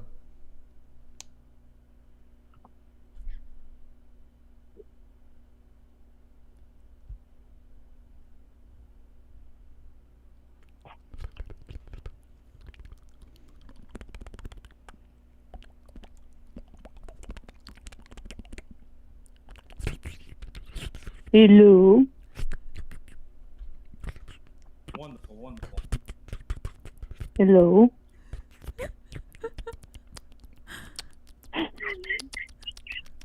Stop it. Hi, Ann. How you doing? Wonderful. Ah, nice. Wonderful. And how's it going? So what's going on? What's on your mind? I want to congratulations. I'm so happy I got to see that live. I was at the casino, and I have my family there too, so kind of watching the fights and this and listening to you guys and have you guys, and I was just like watching, everything. I was like, and all of a sudden, this one I'm like, oh yeah, I hit Mike. You hit Mike. I hit him to get his attention because he was talking. It hurt. He said. So the poor guy was just trying to have a good time at the casino. Brothers. And you take him out. I go, look. Oh man, that was great. I loved it. Well, thank you. I was like, I had a feeling you were going to. I had this feeling. Wait, hold on a second. Uncle Savage, what do we Look, tell you? Please, I'm trying to get in. Please, I need to get in right now. Wow, he wants to get in your pants. Remember, dude, the phones are backed up. We have no control over who comes in. So. Uncle Savage is trying to get in your pants right now. Oh. Kind of weird, man. Have you ever had a man beg to get in your pants before?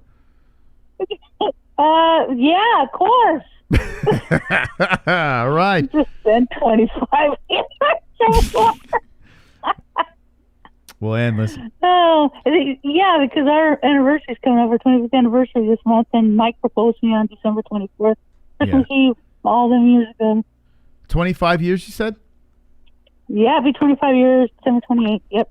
Do you think we'll make it 25 years, Moss? I'm not going to be alive that long, Jesse, so no. Funny. Why The would answer you is say something? I'll be dead. I might not be alive that long. I'm going to be dead. What are you talking about? How am I going to make... Horrible thing. You're asking me to last another 25 years. How old do you think you are? I'm 80? very old. Very old. I'll be in like... I'll be You'll very be in old. your 60s. Oh, Calm my down. God. No one gets... Jesse, You'll with be this- 68 years old. 60s? Oh, my God. Jesse, could you imagine me 60? Imagine me.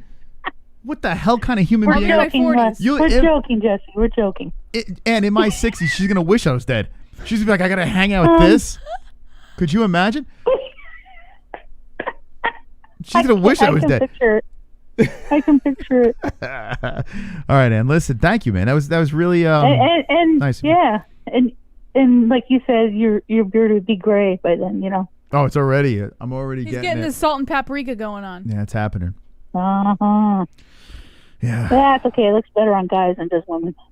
Jesse has a nice beard. If she grew it in, you'd be impressed. Yeah. That's why I Yep.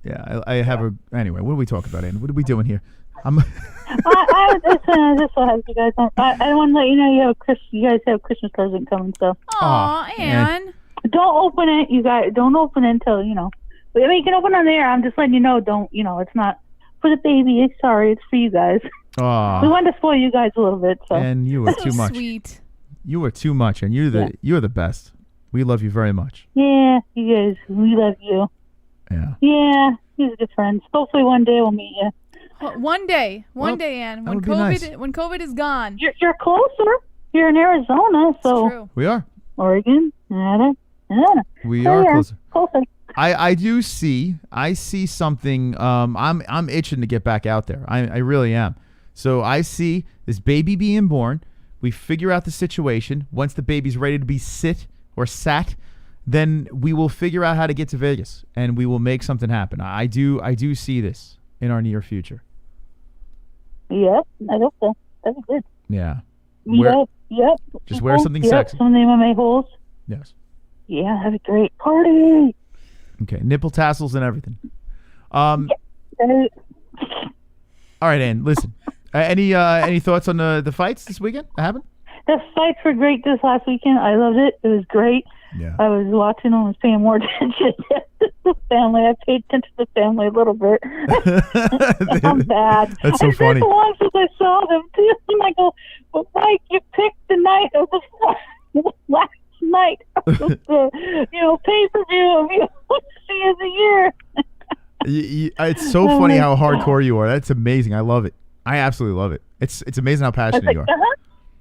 Yeah, okay. Watching you guys. Looking at the TV. Yeah, what? That's funny. Yeah, the main event, man. That was just like, oh, geez. That was good. But yeah, I agree. Figgy definitely won that fight. Yes. Yeah. Yeah, I'm with definitely. you. For Shizzle, who you getting the rematch? I don't think they need a rematch. I think he won it. I don't think they should be, but they'll probably go ahead and set it up. Mm-hmm.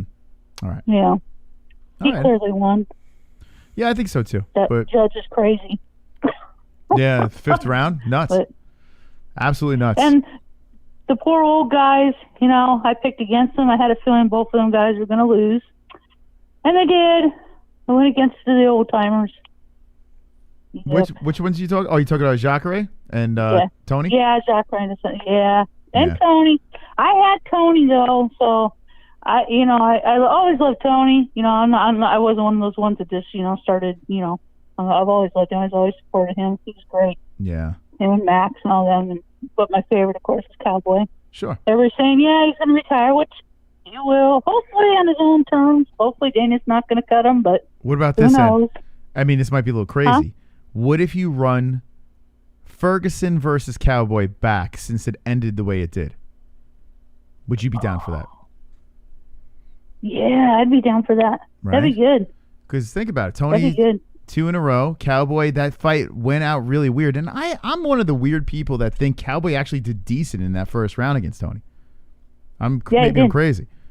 How about run that back? And whoever loses has to retire. That's it. They both, well, I don't know. Yeah. All right. Well, Yeah. Ann, I like them both though. Tony, I don't know. Tony still has something in him too, but who knows? He, like you said, he's kind of changed since those days, and he did look different in that fight. Oliveira, just like I'm like, oh man. After I was watching the first round, I was like, geez, yeah, he does not look the same. not at all. Yeah, not at all. Well, listen, Ann. Oliveira deserved it, that's for sure. So. Flat Earth Anyway. says he does not want to hear you anymore. Flat Earth in the chat. Oh, he wants Flat. you gone. And I mean, I don't know what to do. I mean, Flat he's clearly not happy with your call. Flat. This is bad. Do you have anything? Yeah, you want to say something to him right now? Is the time? Shame on you. Could you believe Me, that? a 7%er. Unbelievable. OG. Yeah, I know. The OG. It's crazy. That is. I mean, I'm lost for words. Yeah, me too. Yeah. Well, you. Well, anyway, congrats, you guys. I love you guys. We I'm love so you happy too, for you. Ann. And like I said, this year sucked, but you being pregnant with Dale, you getting pregnant with Dale, and gonna have the baby, and the engagement makes it a lot better, and keep from down our hearts. And Aww. yeah, that's great. Thank you so Love much. you guys. You are a sweetheart. Thank you, You Ann H. bet. Appreciate it. You guys are sweet too. Love you. Love you. Love you. All right, Goodbye. love you very much. Okay. Could you believe what a horrible human being? 516 Flat. You 522 should be ashamed of yourself. saying next and I mean, Jesus. I mean, what kind of horrible The person? knitter of all people, Like, Flat. this woman, she is the epitome of sweetness. 270, you're live with the MMA Holes. What's your name? What's on your mind? Yeah, I was wanting to talk about this cut coming up. I think it's way overdue. You know, I think they need to add a few more names to it, like Nate Diaz, like Diego Sanchez. Yes, Diego Sanchez. Like Junior Dos Santos. Who this weekend thought he was going to win? I knew he's going to be knocked out. He needs to be cut. I did see quite There's a a few lot- people in the chat who were pro Dos Santos in that fight. Yeah. Did you see the punch that knocked him out? It was a jab. Yeah. After you get beat up so many times in that cage, you're just not the same. They ought to look after these fighters better than what they do. Just like that the dude on the undercard, that Chase Hooper or whatever. Mm-hmm. Why are they letting him fight? He has no stand-up game. He's 20 years old. When he comes up on a good striker, he's going to get hurt. He's young. Yeah. He's going to get really, really hurt. Whoever assigns him and everything is not doing a very good job, I don't feel like at all. I'm glad this cut is coming up because it's a young man's sport. And just keep letting these guys get knocked over. It's detrimental to their health. All right, fair enough. I'm not totally against that. I mean, listen, the cut's coming, and they have all these young kids coming out of the well, not everyone's young, but people coming out, fresh faces coming out of the Contender Series that are willing to fight no matter what. They're not having excuses and I need more money and this and that. So the UFC is gonna clean house, and it's gonna be an interesting look in 2021. Good. Bring on the young blood because it's sad seeing these guys get beat up like this. You know what I mean? Yeah, for sure. We hear you. All right. Thank you for the call. Didn't this guy call already? I like that caller. Didn't he call already, though? I feel like we spoke. Is that the guy that was punching his wife? No, I don't think so. All right, 516-522-0267. Yeah, the cut's coming. Nate Diaz said his days are numbered anyway. And I don't think the UFC is just going to flat out cut Nate because for the chance of him coming back, it's always money. So I think Nate Diaz is one of those guys that when he's ready to go, he's ready to go. That's it. Unknown caller, you're live with the MMA Holes. What's your name? What's on your mind?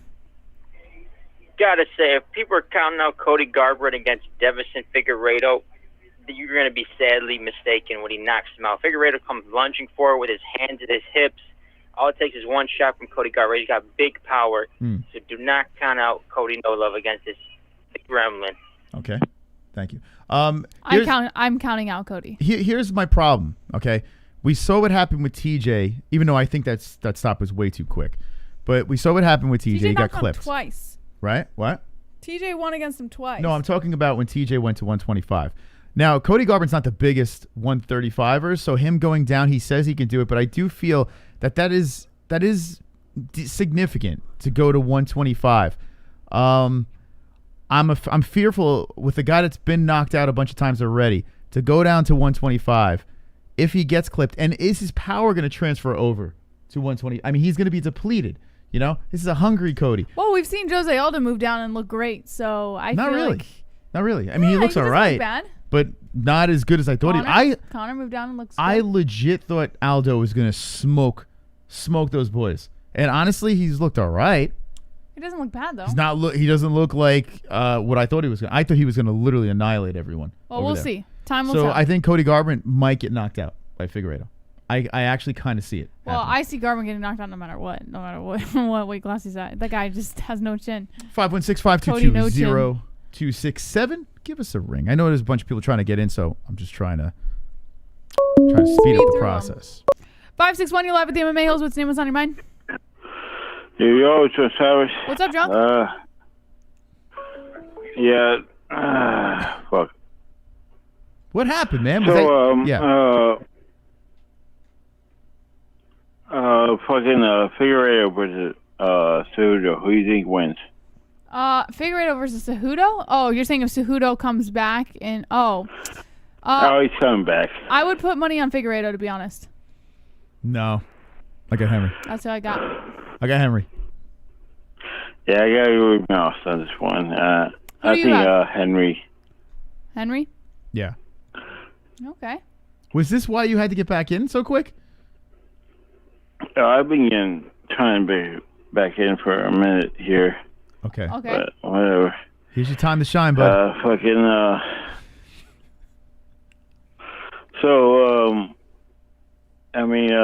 Bellator, who do you think Yoel's gonna fight first? Well, we did touch on this. We'll touch on it really quick. Rumble. I would like to see Phil Davis. That's what I would like to see.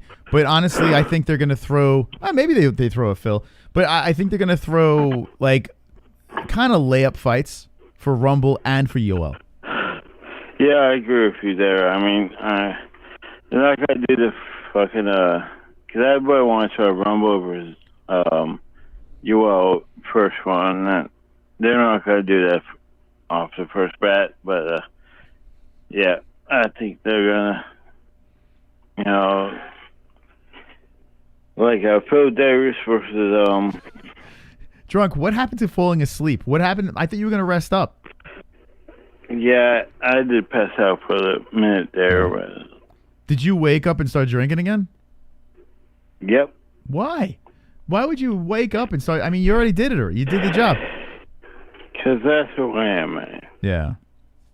How can we get you to stop drinking? I am the liquor. I gotta be honest with you, Drunk. I think Two Joints is trying to get in though, so I don't want to cut you too short, but yeah. And even if he's not, Two Joints trying to get in? Yeah, he's definitely and the rest of the chat. Thank you, Come on, brother. All right. You can get in. Thank you, Drunk. Appreciate that. Okay. 516-522-0267. I'm telling you. You remember Hank the Angry Dwarf on Howard Stern? He reminds me of Jeff the Drunk. No, Hank the Angry Dwarf. No, Please listen to Hank. I listen to Howard every day. My goodness. I'm telling you, Jeff the Drunk is who he reminds me. Jeff the Drunk is a complaining bitch. I'm not saying. I'm saying how he sounds. 864, you're live with the MMA-HOLES. What's your name? What's on your mind? Yo, it's Jeremiah. There he is. What's up, Jeremiah? Hey, Jeremiah. I've been trying also. How you folks doing? Wonderful. Right on. Well, first I just wanted to send my blessings to your engagement and your upcoming family. And it's a beautiful thing. Y'all really doing it. You know what I'm saying? Oh, thanks, you. Jeremiah. Really happy. Thank you. Appreciate it. So, anyway, what I want to talk about is we talked a little bit about Tony Ferguson. I think with Tony showing, that's all signs of CTE, man. I got a TBI. I got bashed to the head. I know about being crazy from being hit to the head. Definitely. So with that said, do we really want to see Justin Gaethje keep fighting too? You think about this guy's at the top of his game, but think about how much damage that dude has taken. Yeah. It's kind of getting me start looking at some of these fighters. It becomes an ethical thing. It's like, even if they're on top, should they stop? But that's That's my question, y'all. What do you think? Yeah, I'm actually kind of glad you brought up that question because we had touched on this a little bit a couple of days ago. I had mentioned it that with all these fighters that we see taking a lot of damage to the head, we notice some sort of difference in them. But the one person that I haven't really noticed much of a difference in was Justin Gaethje. And he takes probably more damage than I've ever seen anybody take. He goes in head first to every fight. So I agree with you to an extent. I do believe that when a fighter takes a tremendous amount of damage to the head, maybe they should, consider easing up or maybe calling it quits, finding their last fight and not putting themselves through too much, because we've seen what CTE can do to a person. And and CTE is still being studied. We don't even know the full extent of how bad it can get. But Gaethje but if you think about it, he got choked out in his last fight, right? Mhm. And then before that, he had besides the Ferguson fight, he had Cerrone and Barboza, super quick finishes. Mhm. James Vick, 3 in a row, super quick finishes. So I don't think he really, other than the Ferguson fight that did go 5 rounds, I still don't think he took some damage there. He takes tremendous damage He in does, all of his fights. but if you notice that after the Poirier fight, things changed. His whole style changed, and he got smarter with his fight. Now, the Ferguson fight was a dogfight, but he retooled after that first round, and he did get cracked at that uppercut. Whole different game after that. He smartened up, and he fought great. I think he's a way smarter fighter now. Yes, he can get sucked into a crazy dogfight, but in his UFC career, there are 3 fights on there that you can scratch your head and be like, okay, or maybe 4 fights, excuse me. They'd be like, wow, that was a little reckless. Everything else has been very smart. So I don't put Gaethje on that list right yet because I think he tightened up his game. I don't know. It's I don't either. I just wanted to kind of ask the question because he has taken a lot of damage. It's just what point is enough, At some point, going out on top isn't even as important as your health. You know what I'm saying? It Right. takes so much. Sure. But who do you think wins, him or Chandler? That's all I got, really. Oh, man. I got to say Gaethje just because I like the guy. And honestly, it's a completely biased pick for me. I don't like the way Chandler's coming into the UFC. I feel like I could have had way more respect for the guy if he came in differently. So I'm going to go Gaethje. Yeah, I'm with Gaethje, too. I'm with Gaethje. Although, I can't wait to see that fight. I think it's a great fight. Yeah. But I'm with Gaethje. Word. I appreciate it. Y'all have a nice night. All right, You too, Jeremiah. Jeremiah White. Great call. Nice friend of the show. Thank you. And by the way, patron, drunk patron, thank you to the patrons, and thank you guys so much. Seriously, I really appreciate it. You're wonderful. Wonderful. All right, they're saying 2 joints is trying to get, and hopefully he gets it. Yeah, I'm hoping. I keep seeing it in the chat that he's trying to. I'm hoping these last 10 minutes are dedicated to him. Unknown caller, you're live with the MMA-HOLES. What's your name? What's on your mind? Hey, what up, you guys? 516-522. Come on, guys. With the multiple calling, Yeah, it's let not people fair. who haven't called yet come in. Because I'm getting to a point now, Moss, where I'm going to tell you to just start hanging up on everyone. Yeah, all right. Yeah, we're trying to get. Unknown caller, you're live with the MMA-HOLES. What's your name? What's on your mind? Hello. It's just We're trying, guys. 516-522-0267. We're trying. Please. It's not us. For the love of God. For the record, we have no control over who comes in. Thank you, Justin. Thank Appreciate you for the congratulations, Justin. We just want to get new callers in first before the show ends because there's a lot of people trying to get in. I'm not trying to be a dick. It's just like there are people that call every show and they never get in. You guys got the magic touch, So let some new blood call in. We only have 8 minutes left in this thing. Just let some new blood call in, and we let you guys hang for a while on the line. We let Justin and Kevin. We let you guys go. So, just trying to be fair. But thank you for the congrats, Justin. I do appreciate it. 516-522-0267. Hooker versus Chandler to prove how good Chandler is, says Stephen A. Unknown caller, you're live with the MMA-HOLES. What's your name? What's on your mind? Unknown caller, you are live with the MMA-HOLES. What's your name and what's on your mind?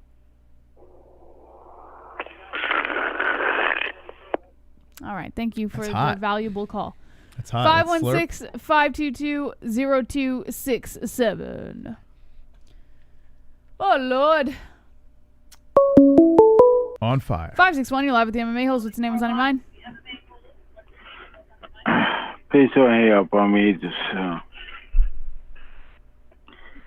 somebody do shit. You're drunk.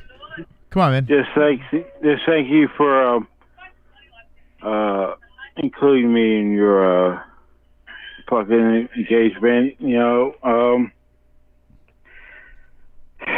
Fuck, guys.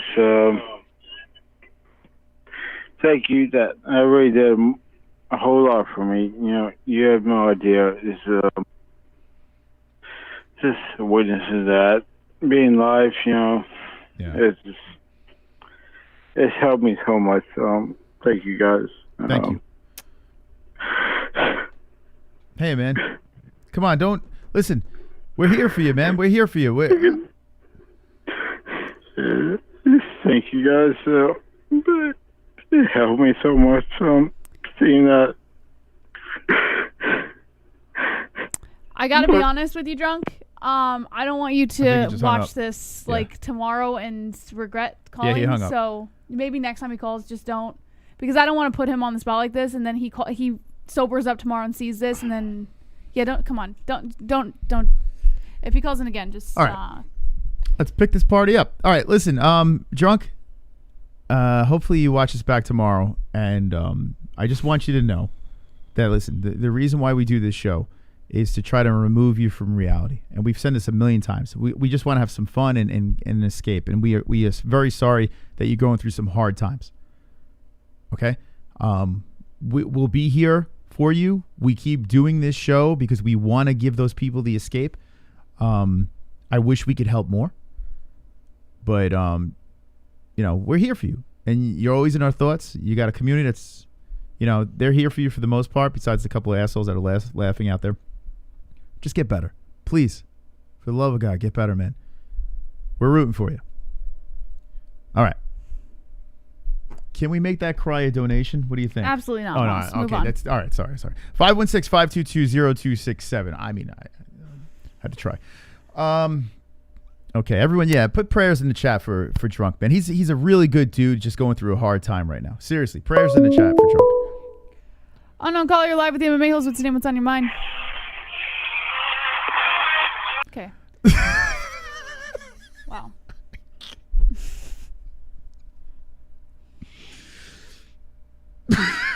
I don't know what's happening anymore.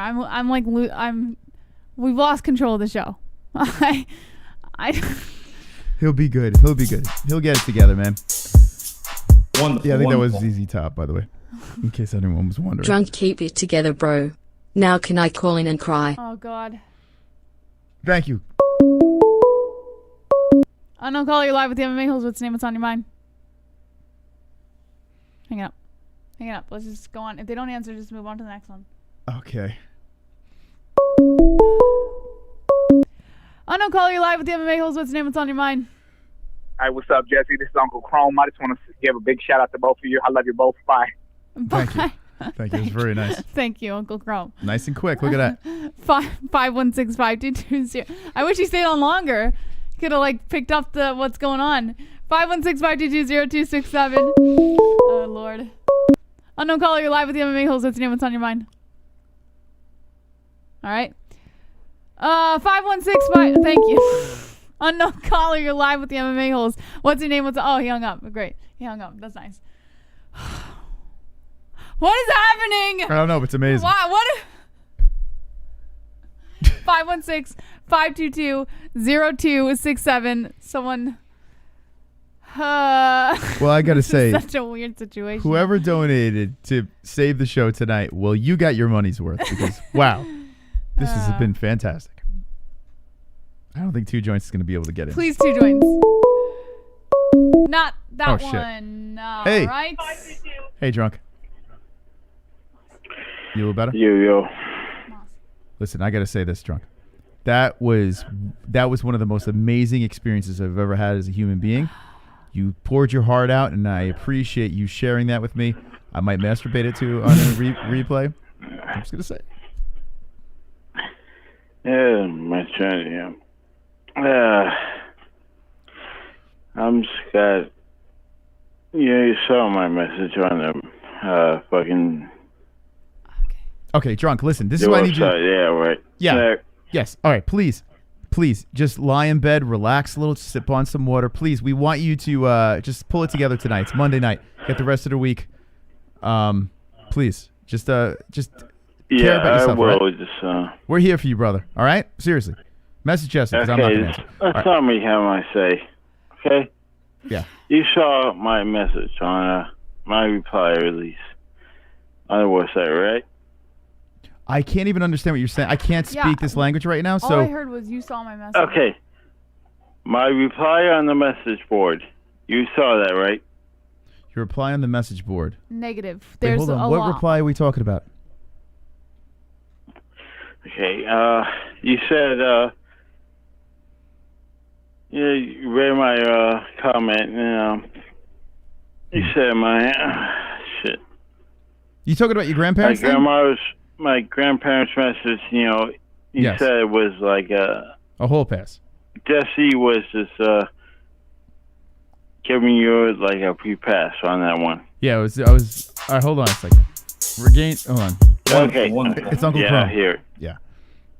What the fuck y'all going on? I leave for a couple hours, come back to drunk crying. What y'all do to my nigga? Is Chrome gonna have to come regulate some niggas for making my nigga drunk shed a tear? Dude, I don't know what's happening. Drunk, right it sounds now, like to be you need honest. some Mystic Roots. You want us to send you some Mystic Roots? That's fucking Vlad, ain't it? No, that was That Chrome. was Chrome. Yeah. Listen. Chrome, oh my. Yeah. Okay. Motherfuckers, go to the webpage and check out what Chrome just said. Yes. Thank you, Drunk. Thank you. Get some rest. Chrome, Okay? seriously, what you just said, that is pretty, man. That was very I pretty. love you, motherfucker. And you're pretty too. Good night, Drunk. Thank you. Okay. Come on. I'm just afraid he's gonna call in and say something that's gonna embarrass himself. No, later he's all on. right. He's not embarrassing himself in any way. I'm not trying to be an asshole. I'm trying to protect the guy. This has been a magical Unknown night. caller, you're live with the MMA Holes. What's your name? What's on your mind? Hello, unknown caller. All right. Well, that was a great night. Thank you guys. Thank you for your company tonight. This has been such a great night. I think we accomplished a lot. There's more news stories. Go to the MMAHoles.com community section and scroll down to see the rest of the stuff. We do have fights coming up this Saturday. Yes. It is legit the last of 2020. So Kevin's enjoying the roller coaster. Well, there you go. Well, that is the MMA Holes. So It was great. expect the unexpected. Right? I'm sorry, 2 joints. I apologize, man. We tried. Yeah, I really wanted to get the guy in. Yeah, so Wednesday night we're going to be popping. By the way, we've been coming up with some ideas to finish this year strong and have some more streams and have some more fun. Jesse's doing another cooking stream. So shout out Christmas Eve. Christmas Eve cooking with Jesse. I can't wait to see this last card with you guys. It's going to be a lot of fun. And thank you again for hanging with us during the proposal. Wonderful. All right, 2 more likes, by the way. Jesus Christ, give us 2 You're more. trying to make a big nigga shed a tear 2 streams in a row. I thought Drunk was going to propose to us. Oh, God. I literally thought Drunk was getting on his knee for us. Oh, Lord. Yeah, tomorrow he'll wait. He'll feel better. But, yeah, we're worried about him. But, he'll figure it out. Yeah. But let's end this on a high note, right? Let's end this on a high note. We have great news. The people have participated in our likes, and we're about to do this. 150 thumbs On a Monday night! 150 thumbs in the air like you don't care. 150 thumbs in the air like you don't care. Open up your bra, show your tits 7%, yeah. MMA show with the holes and the more, yeah. JBH with the news, you really can't compare. Throw your thumbs in the air. Throw your thumbs in the air. Come on. 150 thumbs in the air like you don't care. 150 thumbs in the air like you don't care. 150 thumbs in the air like you don't care. 150 thumbs in the air like you don't care. 150 thumbs in the air like you don't care. 150 thumbs in the air like you don't care. Okay. The dislikes can listen to Tyron Woodley rap. Okay, very productive night. We'll be back. Lord. By the way, just another shout out to 2 joints. I'm so sorry we couldn't get you in, man. We were trying our best to dodge calls. One day. So hopefully we can get you in next time. We'll get the phone lines rocking in a more productive way, and we can filter things out and have everyone call in. Thank you to the callers. Thank you to everyone that showed up tonight. Hit the like button. Thank you so much for that. It means a lot to us that you hit that like button. The donators, of course, thank you very much to you guys as well. The heart and soul. I mean, you are the reason why we're still doing this. So thank you. Yes. And that's pretty much it. Wednesday night, TGIW action. We'll be talking about the Saturday fights. Is there a Bellator event? Did you find out? Let me check for you real quick. You see Bellator. I don't know if there's this Thursday. But the answer is no. It says Bellator 255 coming early 2021. wow. So like no That's it. PFL, no. Oh my goodness gracious. it Maybe for the year. anything with bare knuckle, or are we getting anything? Not that I'm aware. All right. Well, one more event. Very sad. What we're doing is Fuqua Friday, the Christmas week. We're going to do Fuqua Friday on Saturday. We're going to move it over to Saturday because Christmas, listen, everyone's got to do their Christmas thing. So we'll do a Christmas Eve stream, and then on Saturday night, we're rocking Fuqua Friday. Yes. Fuqua Saturday. So we'll have a party that night, and we'll end the year strong with everybody. Thank you so much for joining us, and it's time to eat a nice early dinner. Yes. Okay, guys. We'll see you guys again on Wednesday night at 9 p.m. Eastern Time. Be there or be queer. I hope you guys had a very enjoyment. Had a lot of enjoyment tonight with everything that happened. Don't be an a-hole. Be an MMA hole.